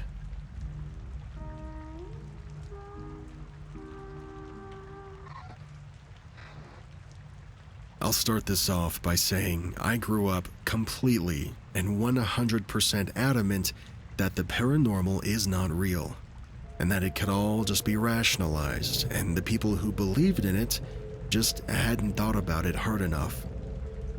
I've made other posts on other subreddits about the paranormal events that have happened in my life recently, and they've all changed my mind. Primarily about my neighbor's house. However, that's not what I'll be talking about today, though. I live in a camper in the Midwest. I'm on a small rural lot between a cornfield and a small forest. I've lived in this county my entire life, and I know it like the back of my hand. Now, this being said, I've come to the conclusion that my experiences around the rural and the wooded parts of this country are mostly from crawlers, and I'm 100% sure of it now. I've had many crawler encounters, actually. None of them were back-to-back, but they do happen frequently. There's a forest/park in the middle of the town, and I've always hated it at night ever since I was little. As I got older, my cousin and I thought getting scared was pretty fun, so we'd go there at night on purpose for a little adrenaline boost, but we never lasted very long. I always felt like I was being watched. Now this, on top of other urban legends of people going missing here at night, made me feel really uneasy. Fast forward to just a few years ago. I got married, and I'm settling into life as a husband. I'd take my large, all-black German Shepherd Fenrir on walks with me at night. I always walk towards the park, but I usually don't go into the park.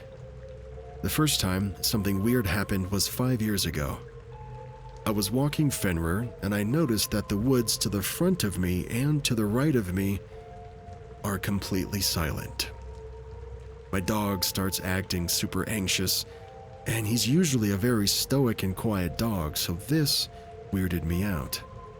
He's 120 pounds, and he's built like a tank. He looks crazy intimidating, and he knows it too. I hear rustling in the woods, and it sounds like it's following me now, and it felt like I was being stalked. Fenrir and I run home, and that's the end of our first encounter. I've had a few more encounters like that, but last year things really amped up. I was on a walk around 11:30 at night with Fenrir and my wife and our little newer dog. His name is Booger. He's a terrier chai mix. We're walking down the same path, and about 3 blocks away from the woods, maybe 4 or so deer are sprinting out of the trees into the street towards us, and they seem spooked. And that's when I hear what I can only describe as what sounds like a human trying to mimic a monkey. I kind of thought it was really silly until recently, when I happened upon another person's story where he says he heard the same fucking thing. We laughed it off as just, some kids being loud, playing around. We continue on our walk, and when we finally come up to the woods, we're now walking parallel with them, and I can clearly see 2 reflective eyes and the silhouette staring us down from the tree line. We also hear this deep growl and something like a hissing sound. It wasn't super high-pitched or anything. Both of our dogs acknowledged this as well. Finn stared, and Booger just started growling a little bit. I made a Facebook post on the community's Facebook group for our neighborhood, and I got to see other people that lived in my town tell similar stories as mine. Around this time, I get a job as a tour guide / maintenance man for Rail Explorers. I'm working there again this year as well. We start April 1st.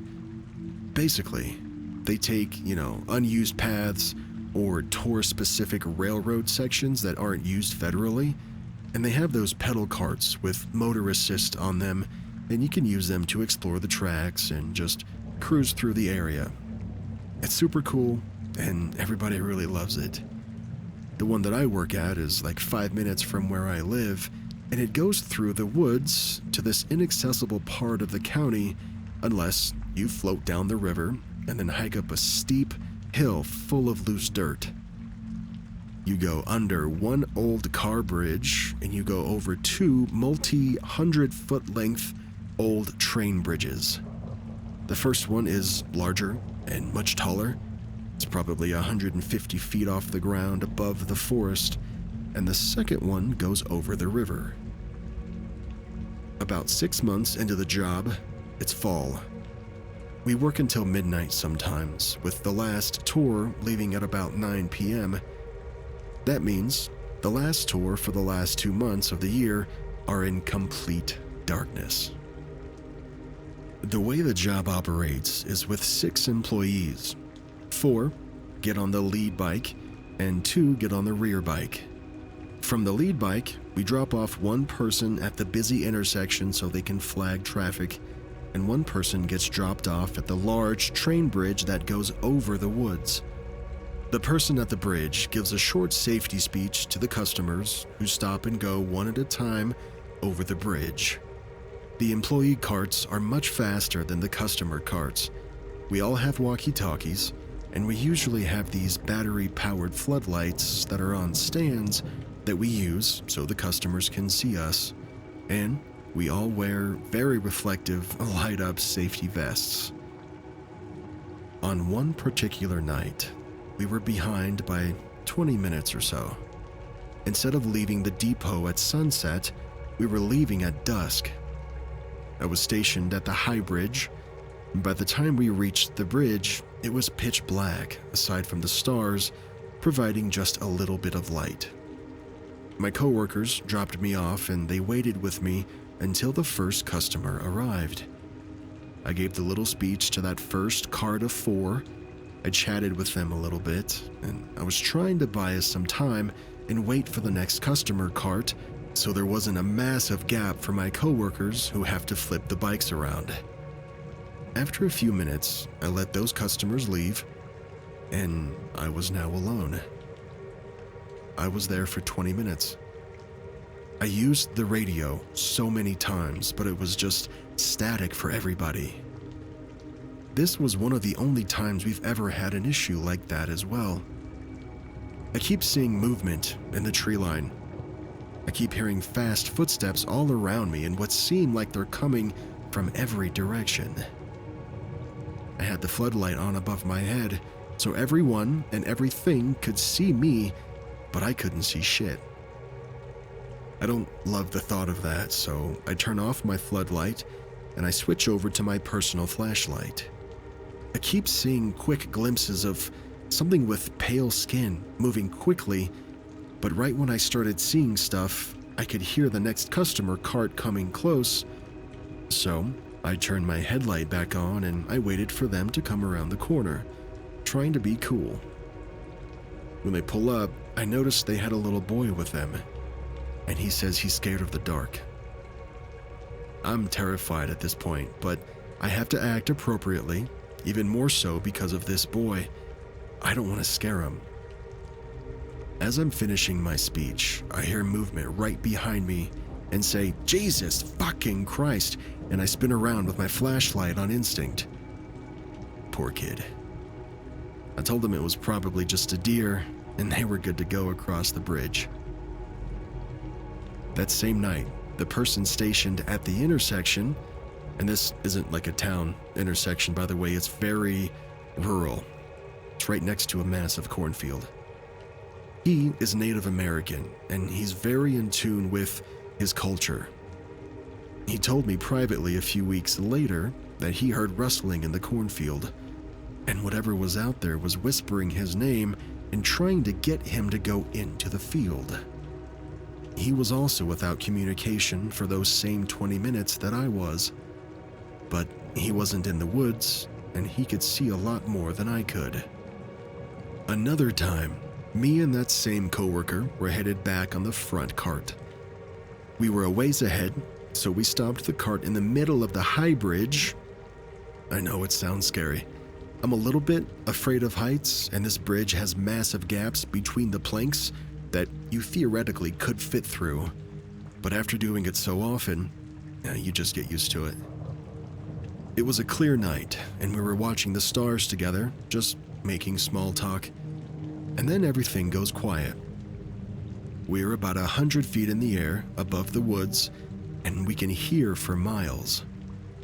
The dogs barking across the river 2 miles away can be heard without even seeing the houses. And that's when we both hear what sounds like a human mimicking a monkey. We hear growling. My friend looks over at me, and he's completely serious, and he tells me in this very stern tone that we need to get out of here right now. So we drive the fuck out of there, and he moved states to Nevada very shortly after this. A few other things happened here and there, and to all of my coworkers as well. I mean, each of them have at least one story to share, but I'm only going to share mine in this one. A few months go by, and it's now late fall. It's probably the middle of November. I drive through that park in town a lot when I just want to go for a drive. I had my dog Fenrir with me, and it's now close to 2 a.m.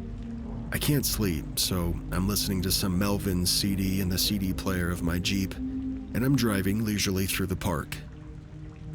As soon as I get past the entrance gates, I feel really uneasy and just weird. I'm not easily scared. I mean, going to that park at night does make me feel a very primal fear, though. It's kind of like a fight or flight, but on steroids.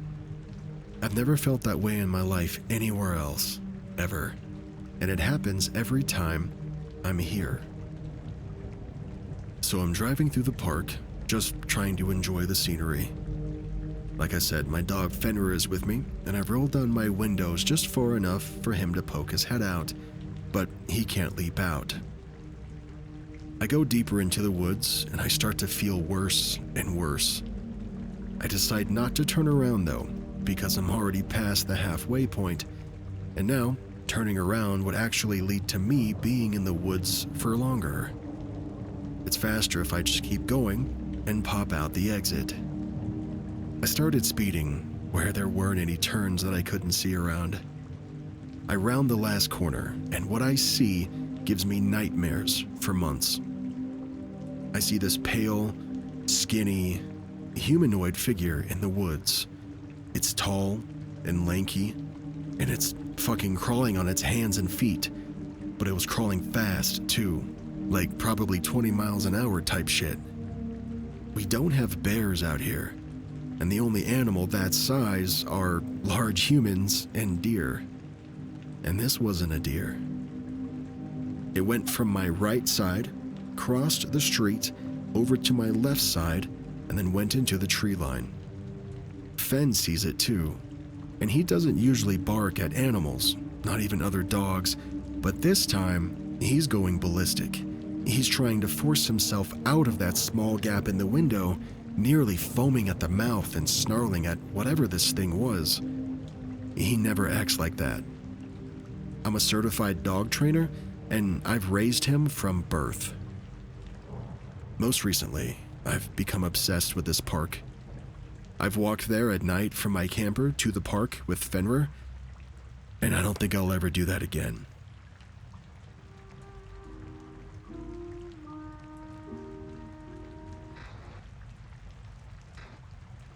This started when I was at my childhood friend's apartment for what was supposed to be a fun little movie night. We hadn't hung out in a while, and we were catching up.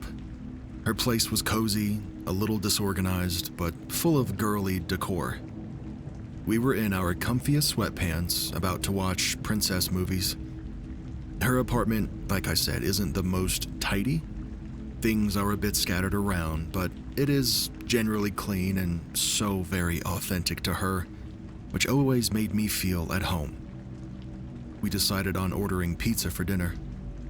She mentioned that Sherwood, who was someone that I had never met before, would bring the pizza over.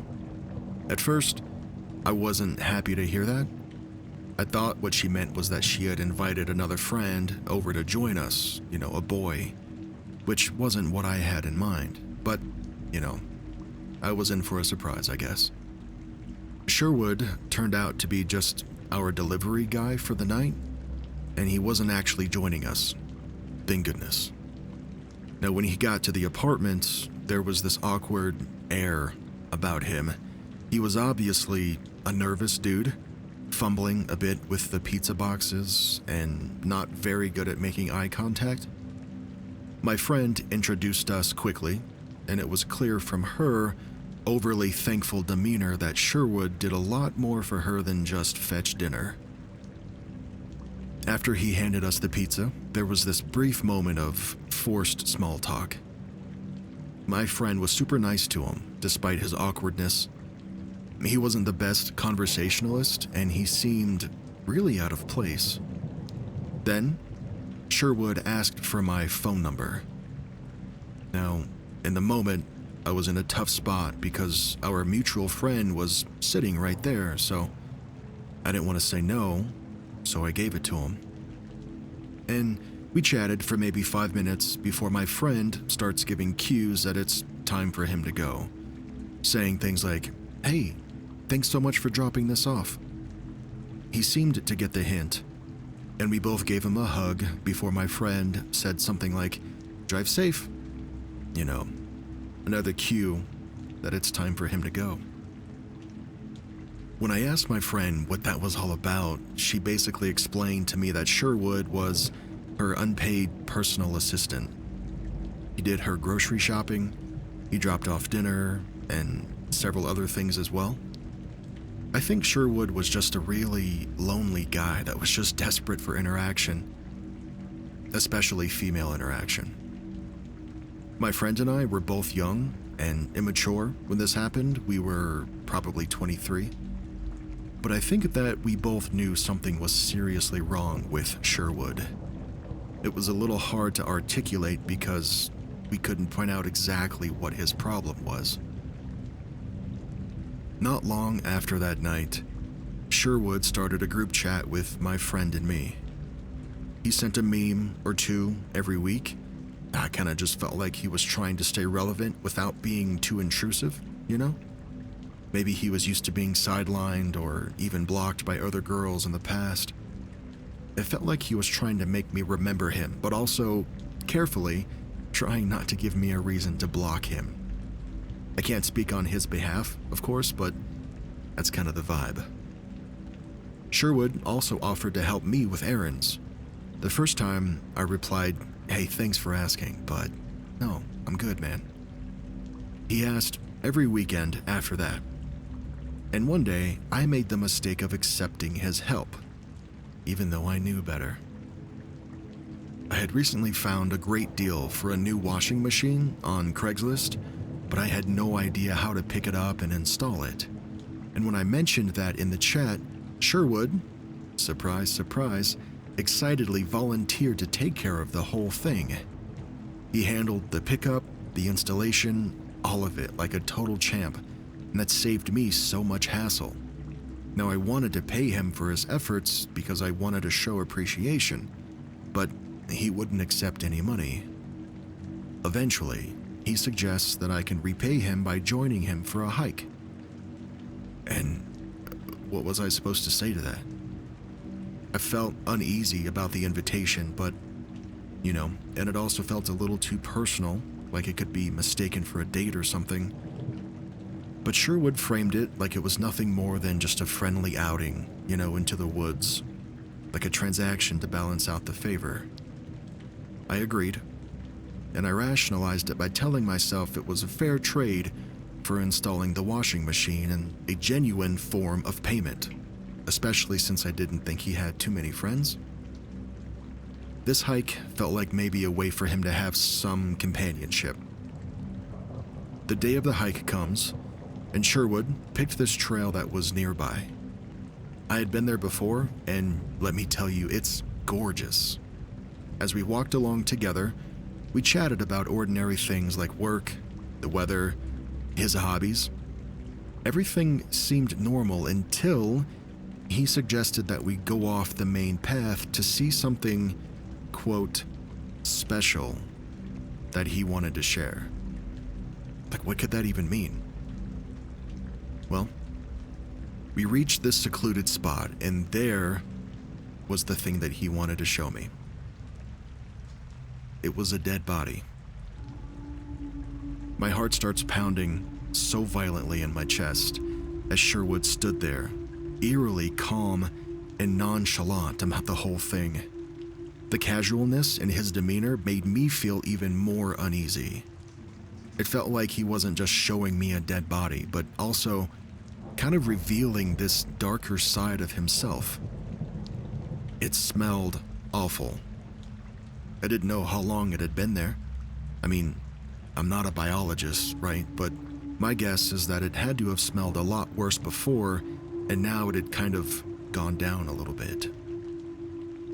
At that moment, I mumbled some excuse about needing to get back quickly, and I started walking briskly toward the main path. I was urging Sherwood to follow me.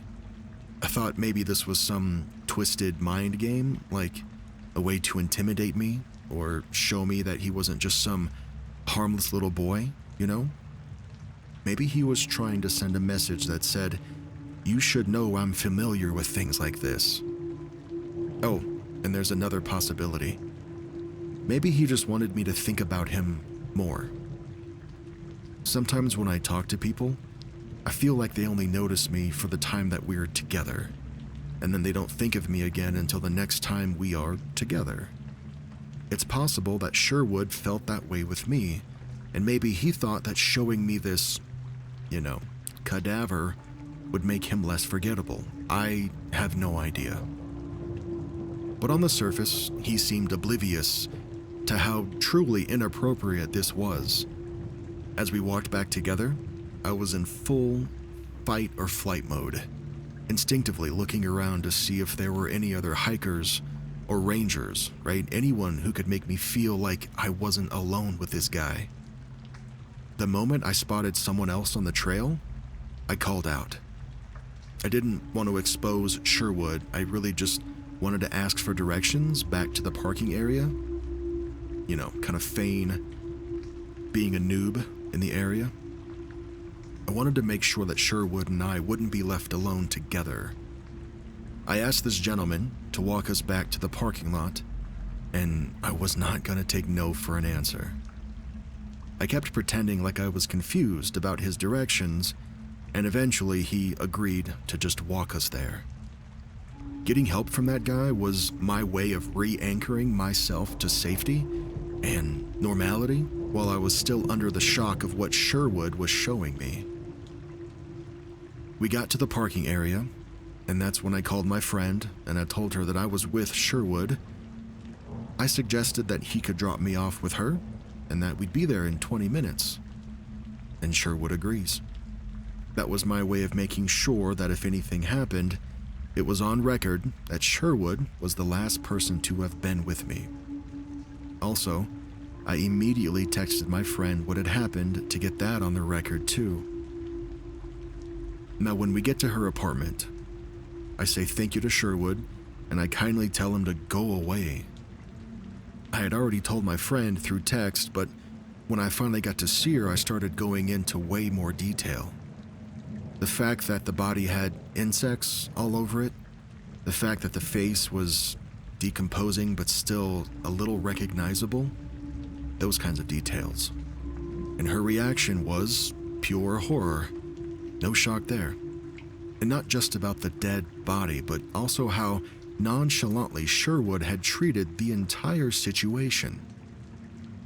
She confessed that she always sensed something was off about him, even though she'd never imagined anything this disturbing.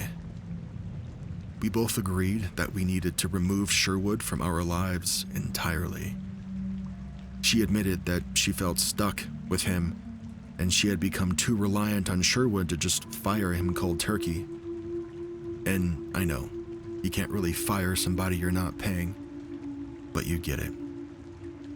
We planned out how we would do it. It was this gradual phasing out plan. We would limit our interactions to times when others were present. We would slowly reduce our responses to his texts, and I would never ask for his help again, and my friend would ask for less and less help. Sherwood would keep texting during weekends, offering to run errands, asking if we needed anything, to which my friend would reply, "Hey, I'm trying to work on being more independent, but you've really been such a help. Thanks for now." Eventually, as my friend starts dating somebody new in her life, she introduced Sherwood to her boyfriend. And after that, Sherwood never contacted her again. I had called the cops the same night of the incident, but it was a while before we heard more news about it, at least a full month. What would eventually happen was a news report would come out confirming the discovery of a body in that area where Sherwood had taken me hiking. They made an arrest. It wasn't Sherwood, but it was of this other guy that Sherwood did follow on Instagram. I have no idea if Sherwood was connected to the murder at all, but part of me thinks that he was. Reflecting on everything, I think there's one clear moral of the story, and that is to trust your instincts.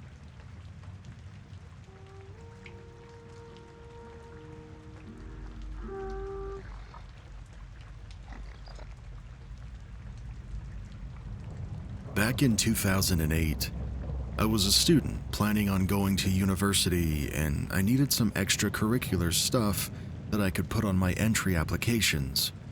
As most UK students know, one of the best to have on there is the Duke of Edinburgh Award. As part of this award, you have to embark on an orienteering expedition. It's basically a long trek through these woodland and rural villages, following nothing but a map and a compass. You're not allowed to bring a GPS. It's a teamwork experience, and you camp together and overcome hurdles together, stuff like that. Well, at the time, I was a bit out of shape, so my uncle volunteered to take me out to the middle of nowhere to get some idea of what orienteering was actually like. We didn't stay out there overnight like I would have to during the real thing, but we hiked maybe 10 miles through the woods and a small village in pretty abysmal weather. By the end of the journey, we were soaked to the bone and pretty miserable. We were both looking forward to getting back to the car and heading home. For the last part of the journey, we were on a dirt trail heading uphill with bushes and trees on either side. We were marching onward in silence at this point when all of a sudden there was a rustling in the foliage just to our left, and out from behind a large bush stepped an old man in a black suit with a red bow tie and dress shoes. He looked to be in his maybe 70s or 80s. He was very pale, and there were liver spots dotting his face, and he had a gray and white comb-over. I was instantly weirded out. Who dresses like that to go into the woods? The instant thought, seeing a guy his age out there in those clothes and those weather conditions, was, God, this guy's lost his marbles. And there was something else that took me an extra moment to notice as well.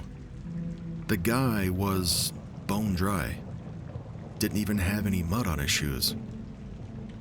We stopped in our tracks, me and my uncle, and we just stared at the man for a moment, who appeared to be as frozen and as shocked at seeing us as we were seeing him. My uncle made the first move, taking a step towards him, asking if he was all right.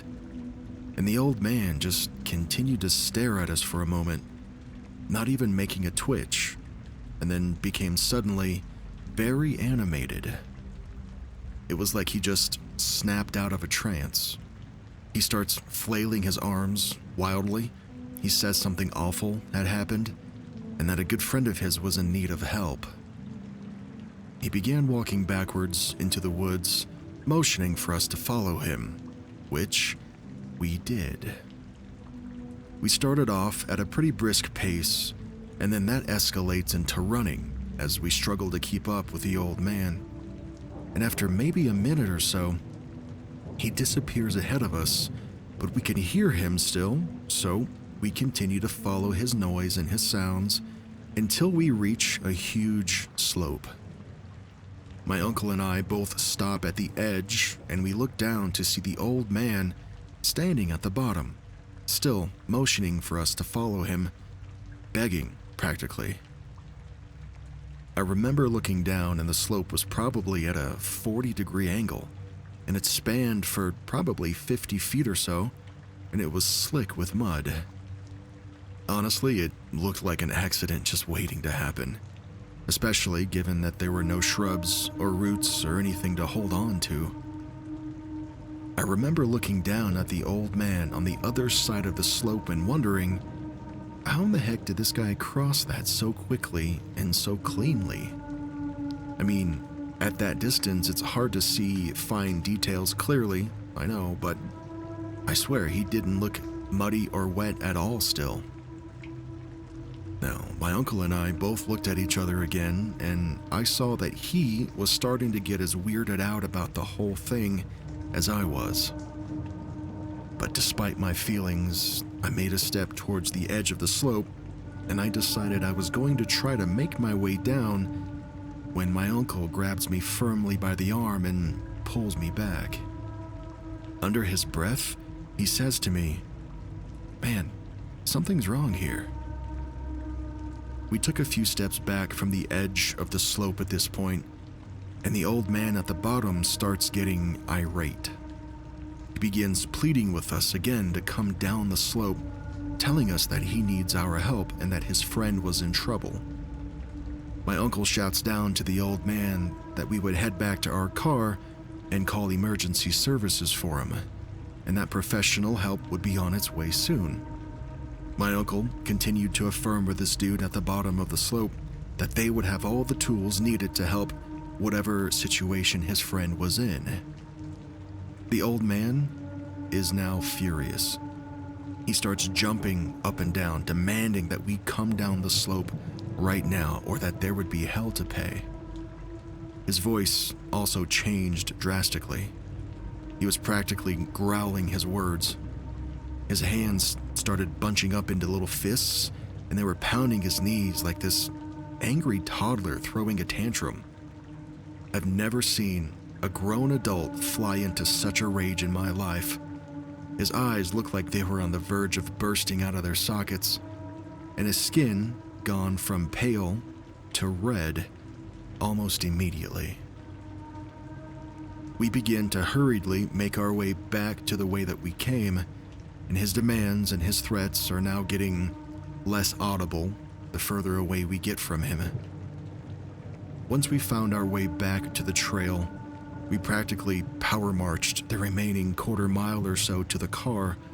All the while, my uncle was on the phone with the emergency services, explaining to them that there was a possibly very mentally ill old man wandering the trail. We were ordered to get to our car and await the police so that we could show them where we had encountered him. About an hour later, 4 officers rolled up. 2 of them had dogs with them and packs of supplies like first aid, emergency blankets, stuff like that. We led them to the exact spot, and then we pointed the 2 officers with dogs in the direction that he led us through the bushes. The search lasted all weekend, but there was no trace of that old man. Officers said that the only trail that they could pick up had been of mine and my uncle's. They said they never found any footprints or anything that might have belonged to the old man that we encountered.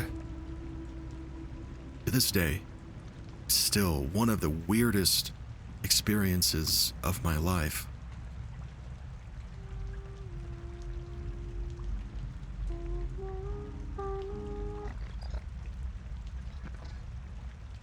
So, to preface this story, I was about 15 or maybe 16 at the time. It was my best friend's birthday, and she had invited about 6 of us over to play a few games. Mario Party, Mario Kart, Guitar Hero, all the good ones. And to stay the night in celebration of her big 16. So at this get-together, there was 5 girls, including me, and 1 boy. After a while, my best friend asked if we would like to go to the playground, which was about a 10-minute walk away from her house. And of course, being stupid teenagers, we said yes. Never thinking of how it might be dangerous, since the majority of us were young girls and it was about 10 o'clock at night. Anyway, we walked down to this park and continued playing Grounders when we arrived. And if you don't know what Grounders is, it's just a common game that's played in elementary school. The rules are, one person is it, and whoever is it has to close their eyes and try to seek the other players as they hide on playground equipment in order to tag them. But there's a catch. If someone gets off the equipment and the person who's it calls Grounders while somebody's on the ground, then they're it. It's childish, but it's fun. After a few rounds of that, we got bored and decided to huddle around in a circle in the center of the playground equipment. We were just talking, joking around, when suddenly I heard what I thought was something that sounded like rocks. Like rocks hitting the chain link fence that was on the back side of the playground. I hushed the group and I looked over at my best friend, asking if she heard it too. And then everybody looked at me like I had 10 heads. She asked what I was talking about, and then I told her it sounded like somebody was throwing rocks at the fence behind us. And then she mockingly responds with, the classic, "Ooh, it's a murderer coming to get us." Naturally, I glared at her and flipped her off. She knows I get paranoid sometimes, but I do have very good intuition, and something in that moment just felt off. A few minutes later, after some more rocks were thrown at the fence, and I obsessively stared down the area behind the fence, which was all woods, besides the houses on the left and the right of the playground. I'm in just genuine paranoia right now. I noticed a light weaving its way through the branches of the trees. And at first, I thought maybe it was just the headlight of a car that was coming down the dirt road. I mean, the trees and the wooded area in that part of the land was thick, but you could still see the headlights kind of coming through the branches every now and then. But as soon as I realized that there were not two headlights but only one light, and it was bouncing up and down like it was being held by somebody who was walking, that's what really freaked me out. I quickly pointed it out to the group around me, and we all snapped our heads in that direction. Coming up along the side of the nearby house on the left side of the park was a man who had a hat on, some white baggy and dirty sweatpants, and he had a black coat on as well. He was holding a flashlight, and not the kind that's like on your phone, but like an actual flashlight. I think he was too far away to try and judge his age, but based on his clothes, I would assume probably at least mid-20s. And he had walked out of the wooded area alone at 10 p.m. just to sit and stare at a group of teenagers. He comes closer to where we are, and he sits on one of the swings and never takes his eyes off us. We tried to shrug it off at first, thinking maybe he was just waiting to meet somebody or resting on his walk. So we kept on just playing grounders. But then we noticed he starts moving closer. He went from the swing that was the farthest away to the next one, and then the next, and then finally to the swing that's the closest to us. He was only about 10 feet away from us now, and the whole time he just sits there, staring. At that point, all of us are crazy, uneasy, and freaked out, so we leave. We're calm, we're casual, and we walk in a big group together down the path away from him. As we walk away, I try to keep my eyes locked on him, and he stays seated in that last swing until we neared the street. That's when he stands up, and now he's trailing behind us. He's walking really slow at first, and he's keeping his distance. I didn't say anything. We were about to turn a corner, and if he followed, I think that's when I would speak up. Well, we turned that corner, and guess what he did? So did he. However, it was more than just turning the corner, matching our speed. As soon as he rounded that corner and we could see him again, he starts sprinting after us. And now he's screaming loudly, "You MFers, I'm gonna effing kill you." Stuff like that. All of us are now breaking out into a full-on sprint. Adrenaline is taking over all 6 of us. I instinctively just take off, not even looking back. But that is until I heard my best friend struggling. She has asthma, and she couldn't keep up. Guilt hit me pretty quick, so I stopped, I doubled back, I grabbed her hand, and now I'm dragging her along, telling her, "Hey, deep breaths, you got this, we have to go, now." Another girl in our group grabbed her other arm, and now we're helping her at the same time. Meanwhile, the man was still sprinting behind us, still screaming, and still closing that distance. Thankfully, the park was close to my friend's house. Remember? It was about a 10-minute walk. We reached her driveway, and then we piled into her garage, slamming the door. I turned around just in time to see the man running straight toward the house, and he gets halfway up the driveway. And then, that's when our fluffy savior appears. My friend has a 100-pound German Shepherd, and that thing came bursting toward the doorway, barking, teeth bared, all of it.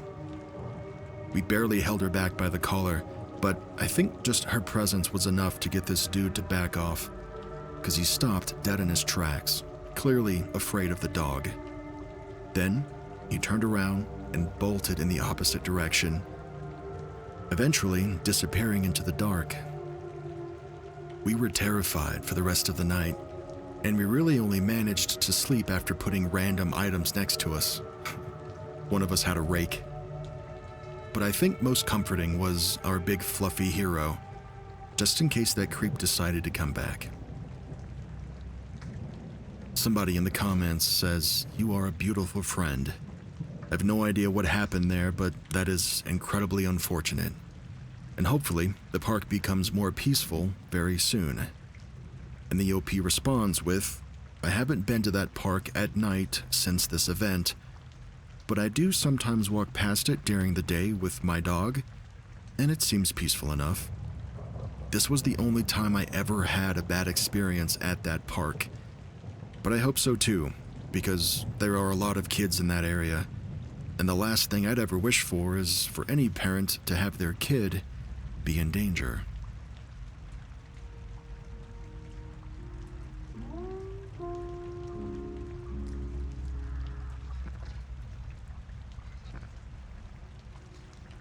I found the courage to post this after reading numerous sightings of North American Indian creatures, specifically the short people that seem to go by many names across the tribal regions of America. This exact type of creature has been sighted and discussed among Aboriginal people in Australia for thousands of years. Specifically in the southwest region, they're known as the Wurundjeri, or the hairy bushman. They only stand a few feet tall, and they have this insane strength and speed. Now, prior to colonization, there were stories of their friendship, or some would even call it like an alliance, with the Aboriginal people. But there were also stories of conflict and people, or even children, being taken by these bushmen. There were also specific rules that Aboriginal adults told their kids, for example, like avoiding bodies of water at night and in the late evening, and no matter what, never, ever whistle in the dark. It invites the Wurundjeris, and it only spells trouble. Even though, I guess some Aboriginal people say these stories are just to warn kids about water safety, who knows? Well, in 1998, I knew none of this, partly because I'm 10 and I'm not an Aboriginal. I had never even met an Aboriginal person or been taught anything about that culture in school. I mean, it was the 90s, and Australia had an uncomfortable relationship with the truth and colonization.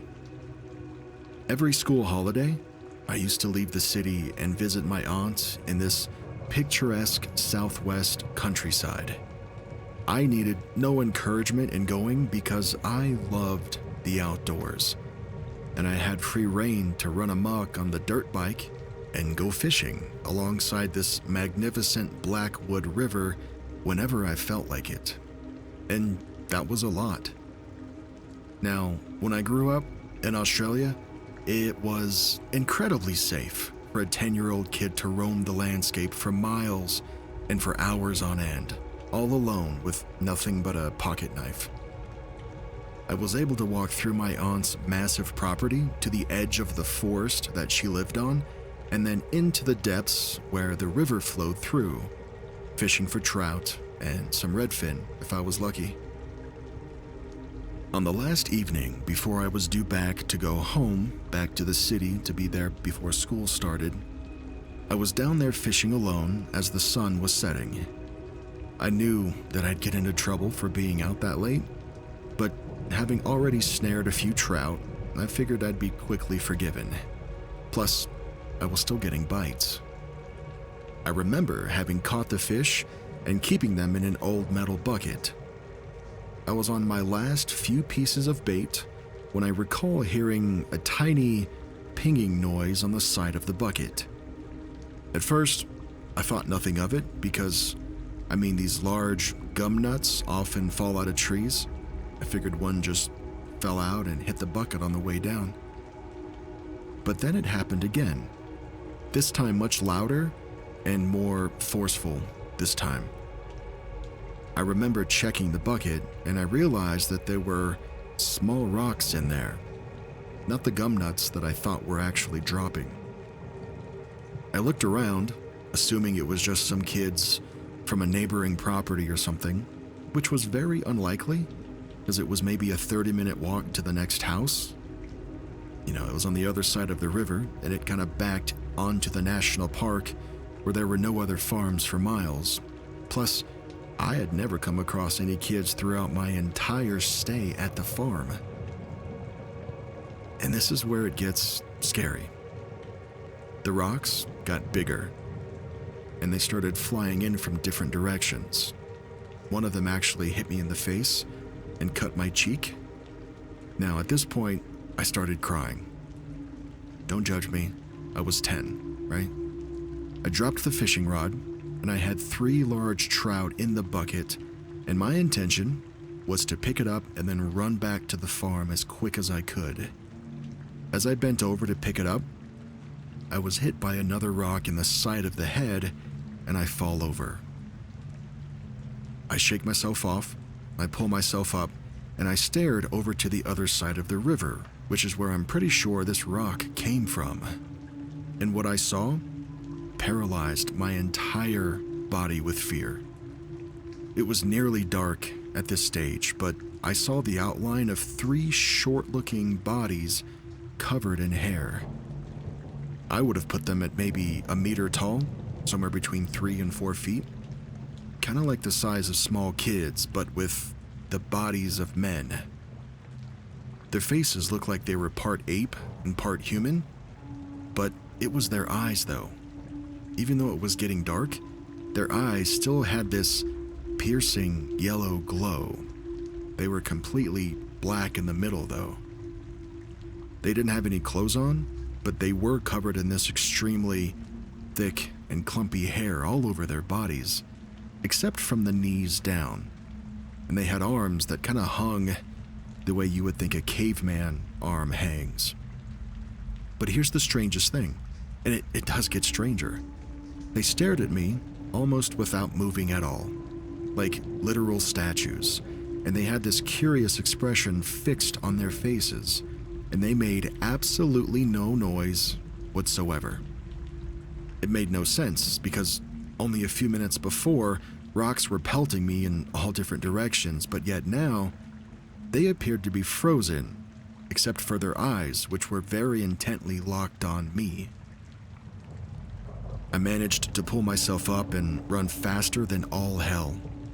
My aunt was standing on the balcony, and she watched me tear through the long grass as quickly as I could, with blood still coming off of the cut of my face.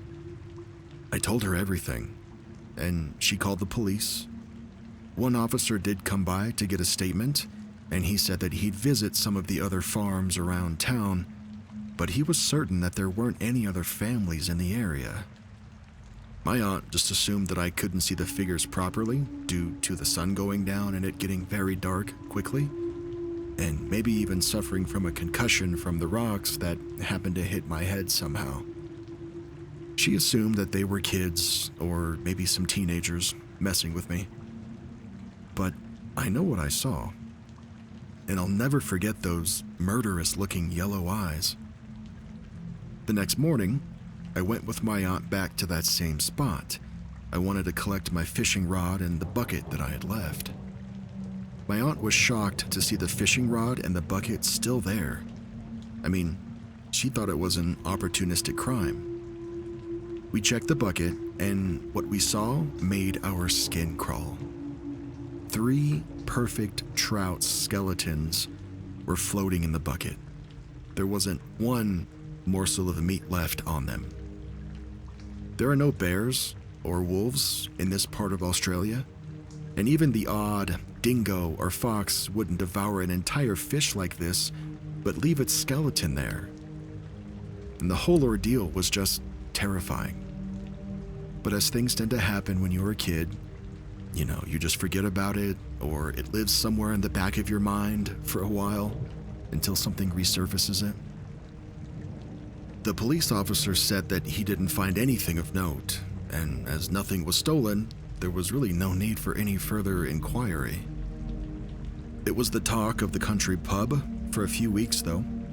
My aunt was a local, of course, and the town had experienced odd things throughout the years. For example, sightings of tiger-like animals in the deep forest, and other strange noises and happenings reported by lumberjacks in the woods.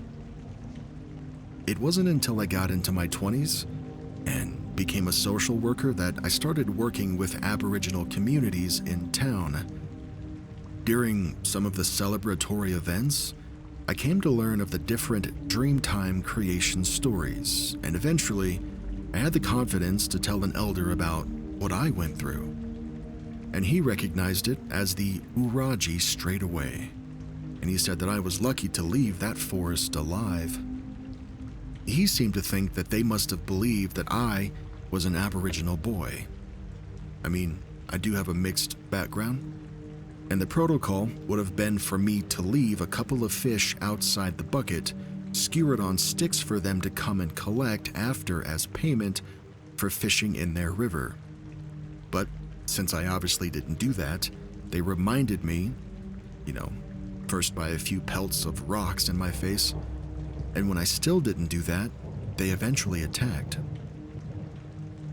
There aren't any Aboriginal families in that part of Southwest Australia.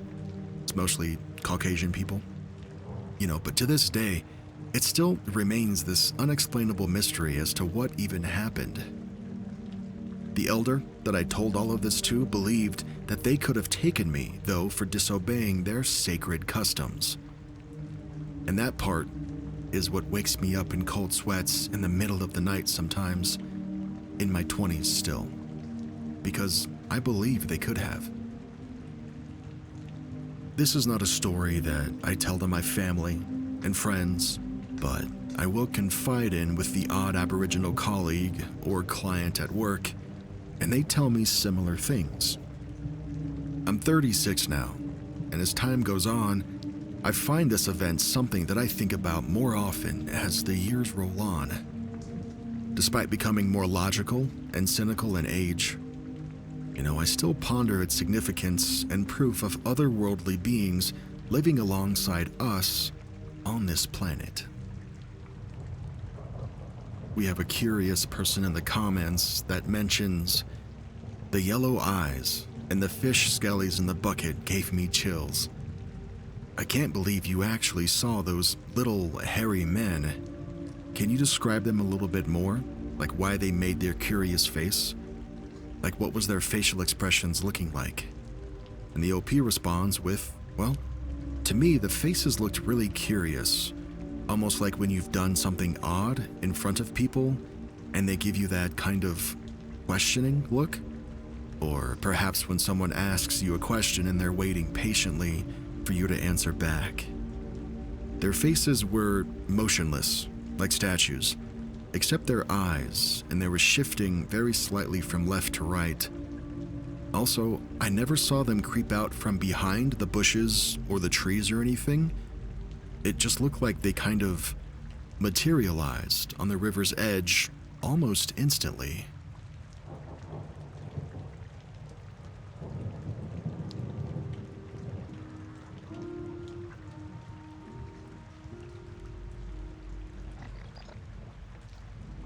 Back around 1992, I was in high school at that time. I was a sophomore, and unlike most of my friends in school, I didn't work the typical high school jobs like McDonald's or Taco Bell, some retail job in the mall, or work at the local grocery store. I was very good with my hands, and I worked jobs like construction, demolition, flooring, even auto mechanic stuff. All of my contacts, I worked under the table because I started working on some of these jobs when I was 14. It was beneficial for both of us because I was only called in when needed, and mostly because of school, I was the only guy that was willing to work evenings and weekends. One of my contacts worked doing remodeling projects, like at restaurants, bars, and shops. Your typical commercial projects that we could only work after hours. But like I said, that worked out for both of us because I would go to school and then I would sometimes work after school too. For this one contact, it wasn't totally uncommon for him to leave me alone at a site and give me a list of things to do while he was gone. I did this while the other crew was doing the installation or the remodeling work. I was the kid that had their respect because I did what I was supposed to do, and I did the work of a fully grown man without complaining. I got paid good too, and one night I could make more than my friends did working all week at whatever fast food place would take them. This one instance, I got a call from the guy that I worked for, and he said he had a project for me and if I could work the following Saturday. I said, yeah, sure. He told me to be sure to bring lots of food and lots to drink because there was nothing nearby. I used to have a small cooler and would fill it with drinks like Cokes, Gatorade, whatever, plus chips and a couple of sandwiches. Back then, I could eat a whole pizza by myself and just burn it all off. He picked me up that Saturday morning because I didn't have a car or a license yet. So he would pick me up and drive me to sites for work and then leave me alone there. I rarely worked with his other crews because they were more skilled labor guys. I was just the tear-out kid. Here's the part that was my major downfall to this story. I didn't pay attention to where we were going. I was too busy talking to him, and I think we were talking about cars. You see, at the time, my goal was to save up enough money to buy an old muscle car and rebuild it. It took a long time for us to finally arrive to the site. As we drove up, it was in the middle of nowhere. Now, you may not think that California has places like this, but back in the early 1990s, out in the Mojave Desert, yes, there were big plots of land and homes more than a few city blocks apart. I knew we left the highway and we went down a few other two-lane highways for a long distance, and I remember he asked me about my drinks, and he pulled out a brand new jug of water that he had in his truck that looked like it had been there for a while, and he told me to take it with me just in case. He said that the water to the house I would be working at was turned off. As we pull up to the property, he's in a hurry to drop off his tools and get to another work site, so I hurry up and I help him with things like breaker bars, shovels, pry bars, hammers, big brooms, and several trash bins, and a small tool bag that I often kept with me. He tells me that he'll be back to pick me up at about 5 or 6 later that day. There's no electricity to this site either, plus it should only take me until then to do what I needed to do. That was always his way of saying, I'm only paying you till this time, so you better get everything done by then. It was never too outrageous, and we always had a good understanding on time and tasks. He drove away, and now I'm at this property all alone. I walk into the house, and it's mostly empty. My job was to remove all of the remaining furniture, contents, and appliances, and then remove all of the flooring, gut the kitchen and the bathrooms, and remove all of the wood paneling. This project was going to be like what we now call a flip. They were going to buy it, turn it around, and sell it. Almost immediately, I get kind of spooked by the place. It was very odd. Now, mind you, I'm used to being on sites by myself working all night, and this was the daytime though, on a Saturday, and it was nice outside. However, the house was old, and dark, and musty, and kind of cool inside. You know, it kind of gave me goosebumps. To add to the spook factor, let me describe what I remember about the house. Imagine walking back in time to the 1960s or earlier. There's dark green carpet that looked like matted down broccoli, pine wood everywhere that had this darker stain to it, and the wood paneling wasn't the kind that was used in the 80s, not the sheet paneling, but it was actual board paneling tongue and groove. On every window, there was old window curtains that looked like somebody's grandma had made them. They had this sink that was avocado green, and a matching stovetop, and a matching oven as well. And the stuff that was left behind, like all of the old furniture, and the closet full of old stuffed animals that looked to be about 30 years old, they all kind of smelled funny. The style of this house, at least in its heyday, was like an old Western-style ranch. There were wagon wheels everywhere. I had an old battery-powered radio, but I could only get a few stations, but I was just happy to hear something. I started removing all the junk from the house, and as I normally did on a project if there wasn't a dumpster on site, I just make a big trash pile. I tore up all the flooring next, and to my delight, everything seemed to be coming up with ease. It was rip, cut, toss. I took a big demo hammer to the kitchen and I tore that apart in less than an hour. I ended up using that big jug of water that my boss had given me to wash my hands and face periodically, but by late noon, as most know, the desert dryness also starts to take moisture from you, especially if you're working. So, by late afternoon, I'm down to my last drink, and I had already eaten everything that I had brought. No worries. I thought the guys should be here in a couple of hours to pick me up anyway. As the time gets closer for them to arrive and I'm done with all of my tasks, I even start to sweep the entire place, and it's now ready for the rehab crew to get to work, making this place look modern. This time of year that I was out here, it wasn't a typical hot desert day, but you know, in the desert, as soon as the sun goes down, it starts to cool rapidly.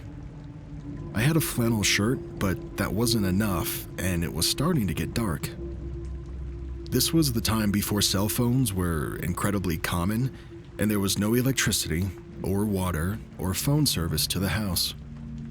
I climbed up to get on top of the roof of the house, just to get a better look to see if I can see something in the distance, and what looked like miles down, I saw a smaller road.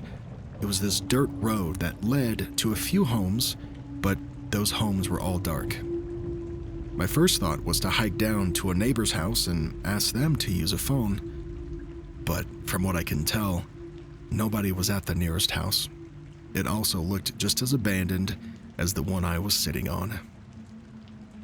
If you remember the early 90s, that was the start of a decline of the economy and a recession, so it wasn't uncommon for a lot of foreclosed homes to be right in a row like that. I actually worked on a lot of those. I started to think about my options as darkness fast approached. One was to stay at the house until morning. Another was to hike with what little water I had a few miles in the dark Mojave night. And 3 was to just wait until early morning and hike out of there to some sort of civilization. It also suddenly occurred to me that no one knew where I was except for my boss. I don't know if he told anyone else where I was, and certainly my family wouldn't miss me until maybe Sunday night, but I didn't even tell them I was going to work here.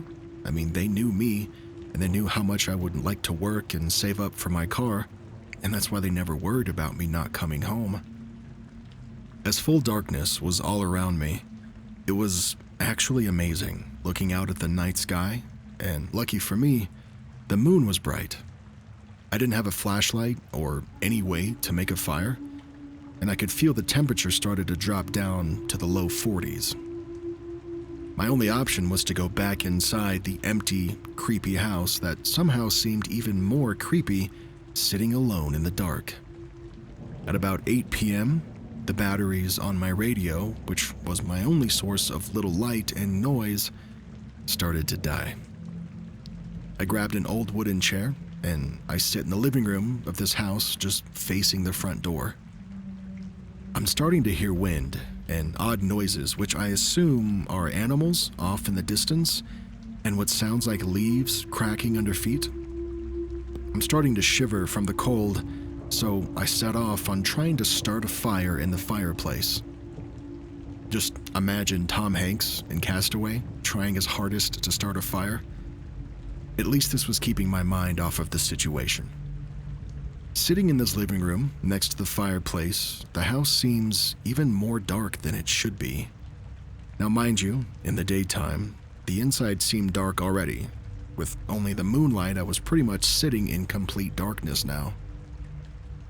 My mind starts to play tricks on me, and I'm seeing shadows moving outside and inside of the house. I'm also starting to hear someone talking, like whispers or something. I get out from my chair and I yell out, "Hello." And just as I do, I hear something fall from the other side of the house. I run over to the door and I go outside again. At least in the moonlight, I can see better, but off in the distance, I can still hear noises and see movement, but I just can't make it out. I have a pile of tools by the edge of the house ready for when my boss picks me up. So I run over there and I grab Big Daddy. That's my heavy pry bar that I use in demo. I was ready to defend myself against who or whatever was out there. I have to keep moving because my undershirt and my flannel shirt wasn't enough to keep me warm.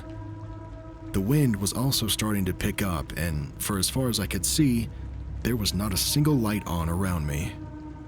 I didn't want to try to make it up to the house again out of fear of falling in the dark, but I do get up on top of the gate just to try and gain a little bit of altitude to see if I can see some house lights on nearby, or even some car lights in the distance. My mind went to the stories that circled around at that time about how people would come up to the Mojave Desert and bury bodies, and about how there were satanic groups out here, and how people would go missing for no reason. Every noise had me on edge, and every shadow had my heart pounding even harder. No one knew I was in that house, but I swear I could hear noises from inside. I huddled up on the front porch, looking in the living room window, expecting to see someone at any moment. By around 11 that night, I look at my watch, thinking that it's going to be a long night, as all of this stuff only happened since it got dark. I don't know how I'm gonna make it another 6 hours till daybreak. I start thinking the moment that it gets to be light again, like the moment the sun starts to appear on the horizon, I'm gonna take the little water that I had left and just start walking east. I knew going east, I would eventually make it somewhere.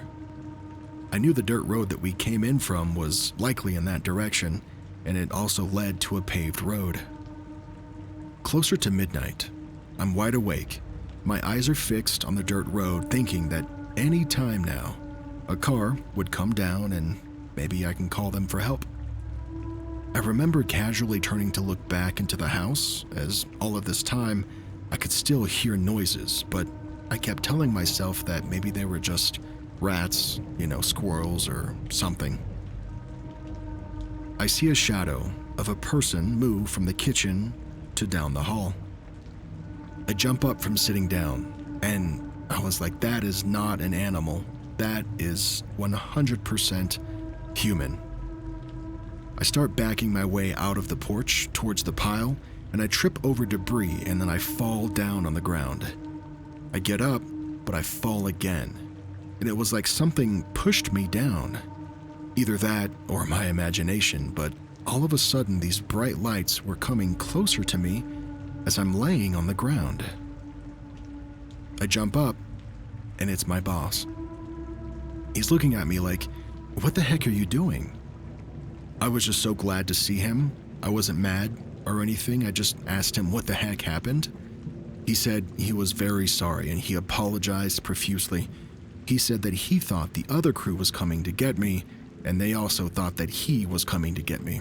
So, nobody came. He said it wasn't until later in the evening when he asked the other crew leader about how far along I had gotten, and then he said that I didn't go get him. Well, it took him almost 2 hours from where they were working to come get me. He felt really bad and told me he was going to pay me for the entire time that I was out there. He also grabbed a can of Coke from his cooler and asked me if I was thirsty, and I drank that entire can in one gulp. Once we got back towards civilization, he went through a fast food drive-thru, and I ate like I had never eaten before. As he was driving me home, I asked him about the house. I told him how creepy it was, and he said he didn't have any information on the house, only just what we were supposed to do. After that, I made sure to always keep extra batteries, flashlights, and double the amount of liquid. We have somebody in the comments that says, "Dude, I'm so glad that you're alive to tell this tale and that it was all just a misunderstanding. Maybe I've listened to too many true crime podcasts, but your whole story sounds like the setup to a news report that ends with your corpse being found by a group of local hunters." And the OP responds with, "Well, yeah, at the time I was young and foolish, and I would have probably walked right into my grave if it meant making money. Most of the time when I worked like that, or even times where I worked through the night, only to get home in time to shower and change and go back to school, I just tried to keep busy and not think about being alone. In certain cases, I would just lock myself inside and work through the night. But this case was different because I wasn't supposed to work into the night. I was supposed to be out of there before the sun went down. I don't know if you've ever experienced the bitter, dry cold of the desert night, but I do remember being worn down for a few days after that experience.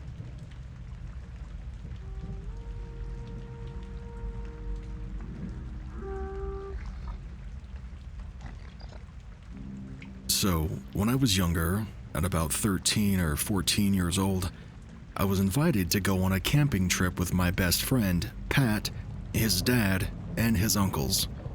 It was kind of this guy's weekend coming-of-age thing. It's something that I'd like to do with my kids now.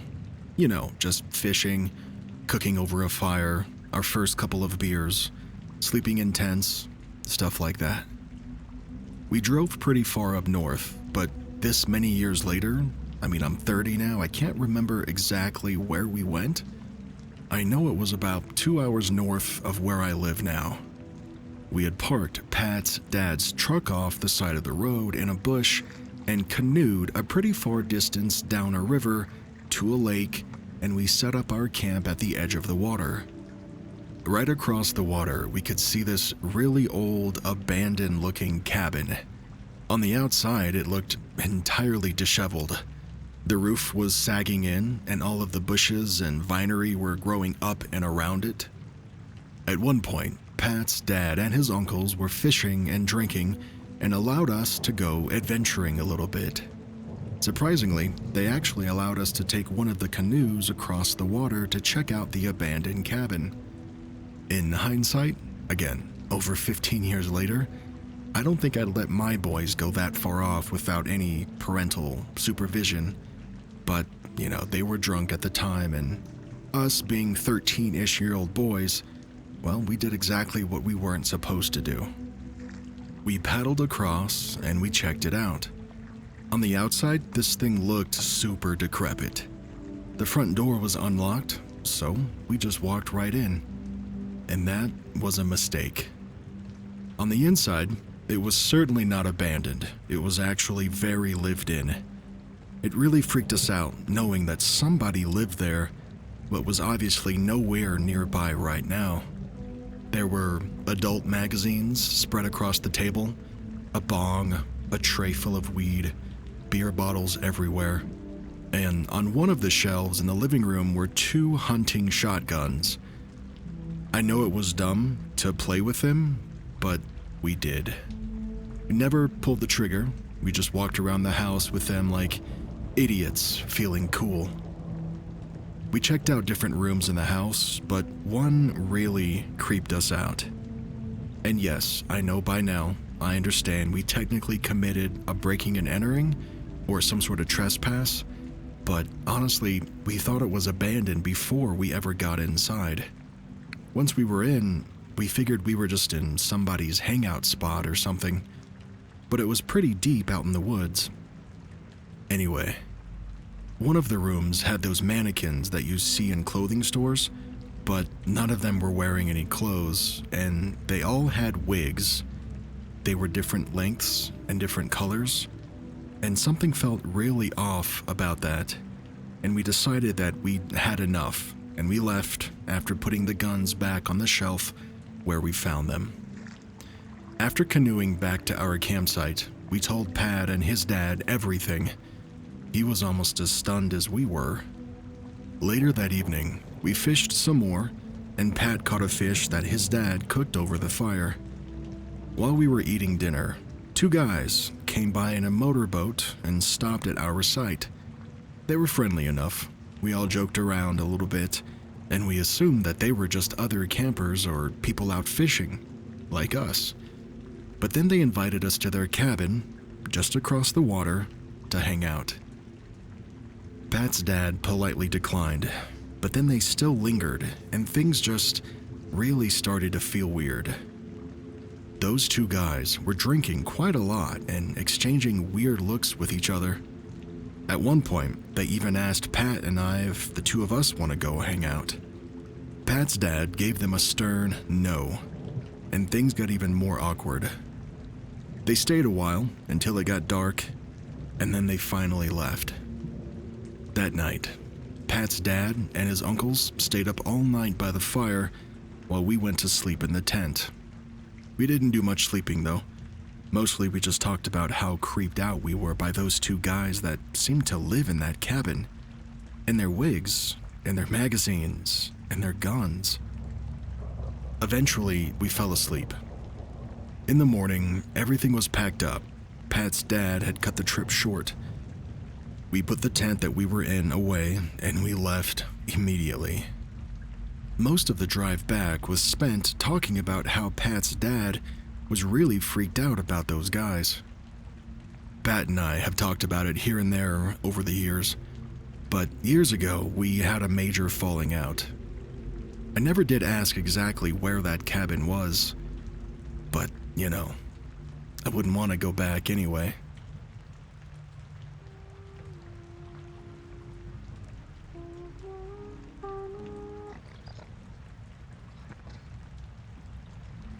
So, I live in the city now, but when I was younger, I used to regularly visit my grandma's house with my dad. My cousins were almost always there too, and we used to play together when I was little in that village. Well, it was more like a smaller town. When my cousins and I went to play at the park, there was always this abandoned club nearby. It used to be really popular back in the day, but now all of the windows are broken, and the doors were made of glass, and almost everything was vandalized with graffiti everywhere. I was always curious about what was inside, but I never had the guts to even ask my cousins to go in there. Even during the day, the club just felt off. I don't even know why. Maybe because it was surrounded by trees? It just had this weird vibe. When I was around 13 or 14, I don't remember exactly, but I had a friend who was in the same grade as me, but he moved to another country. He would visit every summer, and every time he came back, he'd call me up. One summer, we were really bored, and the idea came up that we should finally go to that abandoned club. He was braver than me, so he said he'd go in first, because there's no way I'd have the balls to go first. Around 10 p.m., we both arrived there with our bikes. There were maybe 2 or 3 lampposts spaced far apart, so the lighting was incredibly dim. We could hardly see. We stood in front of the club, and immediately we just felt this eerie sensation. We spent like 20 minutes just trying to gather the courage to go in. Finally, we did. We climbed over the broken glass at the door and squeezed through. Once we were inside, we turned on the flashlights on our phone, and the place was a complete mess. There was garbage bags all over the place, crap all over the walls, maybe literally. There were some needles on the ground, which was honestly really scary to see, and the whole interior was just weird. It was a pretty spacious room, and it had this odd architecture path that led around in circles for seemingly no reason. My friend and I were beyond scared, and I was grateful that I had worn my brown pants. We tried to stay as quiet as possible so we wouldn't wake up some junkie or whatever else might have been living there. And then, while I was staring at the bar counter for like 5 seconds, my friend just disappears. And oh my god, my heart dropped. I did a full 360-degree turn with the flashlight, and he was just gone. I yelled out his name, and then I felt something jump up on me from behind. It was him, laughing so hard while I was having a heart attack. I was so mad, but also super relieved. But, while he was laughing, I started to hear another laugh off in the distance, and it definitely wasn't my friend. I'd actually heard it at first, but it didn't fully register until it clicked. That laugh wasn't supposed to be there. It was like this evil, maniacal, like twisted laugh, like something you'd see in some, cinematic comic book movie or something. I turned my flashlight towards the sound, and there was this guy in the corner, probably a homeless dude. He was tall, skinny, and he had long, dirty hair. I couldn't even see his face properly, it was so dark. I screamed, and I bolted out of there with my friend. We jumped on our bikes and pedaled so hard back to my grandma's house. That was seriously one of the scariest things that I've ever experienced. Later that night, when we finally talked about it, we asked, how did we not hear him? I mean, we were dead silent. Every step that we made echoed in that place. So how in the hell did that dude get that close to us without a sound?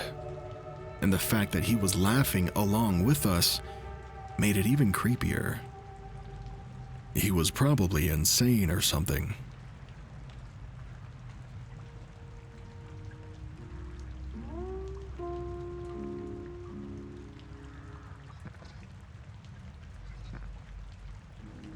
When I was in high school, my friends and I got really into exploring abandoned places. We used to research places along the East Coast and drive during the summertime to check them out and to take cool pictures. This one time, a kid that we knew in my buddy's class told him about this abandoned mental asylum in Maryland that was really cool because, unlike most places, it was a 5-building complex with a large center building that was 3 stories tall. I forget the name, but if anybody knows what I'm talking about, please share. Naturally, this piqued our interest, so that weekend we told our parents we were going on a fishing trip to Maryland, and 6 of us road tripped to go see this place.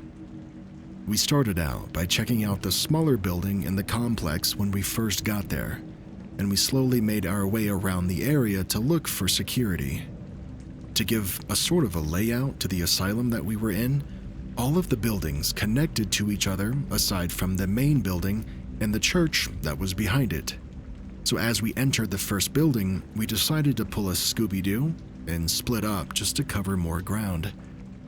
I got paired with a kid in the group that really didn't want to be there to begin with, and we went down to the basement of the building together. As we were going down the stairs, I saw there was a crude doorway near the staircase that was just out of place from the other large hallways upstairs. I convinced the guy that I was paired with to go check it out on the condition that I went first. The layout of this room was kind of like a ramp, so if you kept walking back, it would get closer to the ceiling and a lot darker. We had one flashlight, which I gave to my friend, and I was using the flashlight on my phone. So, as I walked in, I naturally got drawn to walk straight back while my buddy went to the left side instead. I remember saying to him as we were inside, "Dang, this place smells like crap." And I turned around, and the guy that I'm with is now speed walking towards me, and he says that we need to leave now. I just assume he's scared and he's freaking out, but I don't argue with him, and I agree, and we left. I didn't think much of it for the rest of the time that we were there. Later that week, my friends and I were at a party and we're telling people all about this asylum that we just explored. I start telling people about the main building, and the guy that I was paired up with comes by to hear what we were talking about. As I start talking about the basement and the room that we were in together, he interrupts me and he pauses the story. He then tells me the reason that he made us leave so fast was because I was saying that the place smelled like crap, and that he saw on the left side of the room had furnaces and piles of old shoes and white medical patient clothes. That means we were in the morgue and we had no idea. I did a little bit of digging and I started looking around hospitals and asylums on the East Coast, and based on this person's description of all of the buildings are like there's 5 different buildings and all of them are connected except the one in the middle. I'm pretty sure they were at Henryton State Hospital, which is now a demolished hospital complex in Marriottsville in Carroll County, Maryland, just across the Howard County line. And it's the asylum that's been on screen during this story.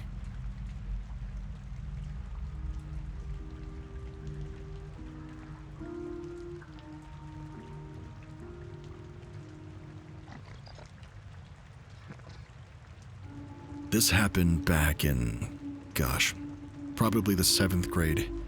Me and a few of my friends went to investigate an abandoned train tunnel that was close to our school. Outside of the actual entrance, there were makeshift tents for homeless people, and they probably built it themselves.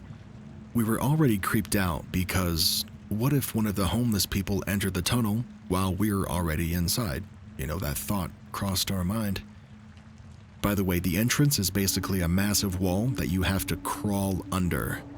The tunnel is also about 2 kilometers long, while being completely pitch black almost the entire way. The main problem is that when you enter, you can't exit through the other side, so you have to walk back again.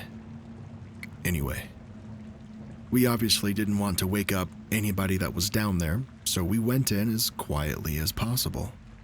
The tunnel was full of rusty spray cans and other forms of junk, and when walking in a tunnel like this, you tend to be extremely paranoid and afraid by almost every sound and movement. The worst thing is that you also force your brain to see stuff that isn't really there, and are not quite real. We've been in this tunnel several times before, and almost every time, my friend gets scared and says that there's someone waving to us at the other end, which obviously wasn't true. But anyway, when walking through the actual tunnel, we looked behind us to the entrance, and as we did, towards the little part that was lit up, we saw this black figure, but this time it actually seemed real, not some made-up hallucination. We were obviously scared now, so instead of confronting the black-shaded man, we went deeper into the tunnel, hoping that he would just go away. There is a turn in the middle section of the tunnel, which made it so we couldn't see the entrance anymore, and we were almost completely blind by then. But one of my friends actually had this trashy flashlight with him, so we weren't completely doomed. Well, we finally reached the end of the tunnel, and after that, it was time to head back. While heading back, we decided to turn off the flashlight because it would be funny. I don't know. We were dumb. This was definitely one of our biggest mistakes because when we turned the flashlight on again, which by now was in the middle of the tunnel on the way back towards the entrance, that man was right in front of us holding a metal pipe. Our screams echoed throughout that entire tunnel. The man was probably angry at us because we were maybe in his turf or something. He also smelled like piss. We sprinted past him, trying our best to make it back to the entrance and to the outside world.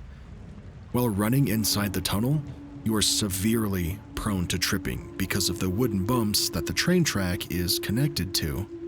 So, we had to slow down while we were running for our lives. We didn't know how far behind us the homeless man actually was now. The worst part is that we made it to the exit, and when we did, we had to crawl through that tiny little space under the actual entrance head first. This made it to where we couldn't see what was going on behind us.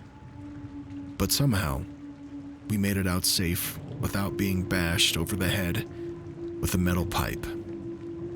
After all of us got out of the tunnel, one of us peeked back inside. I don't know, curiosity or something.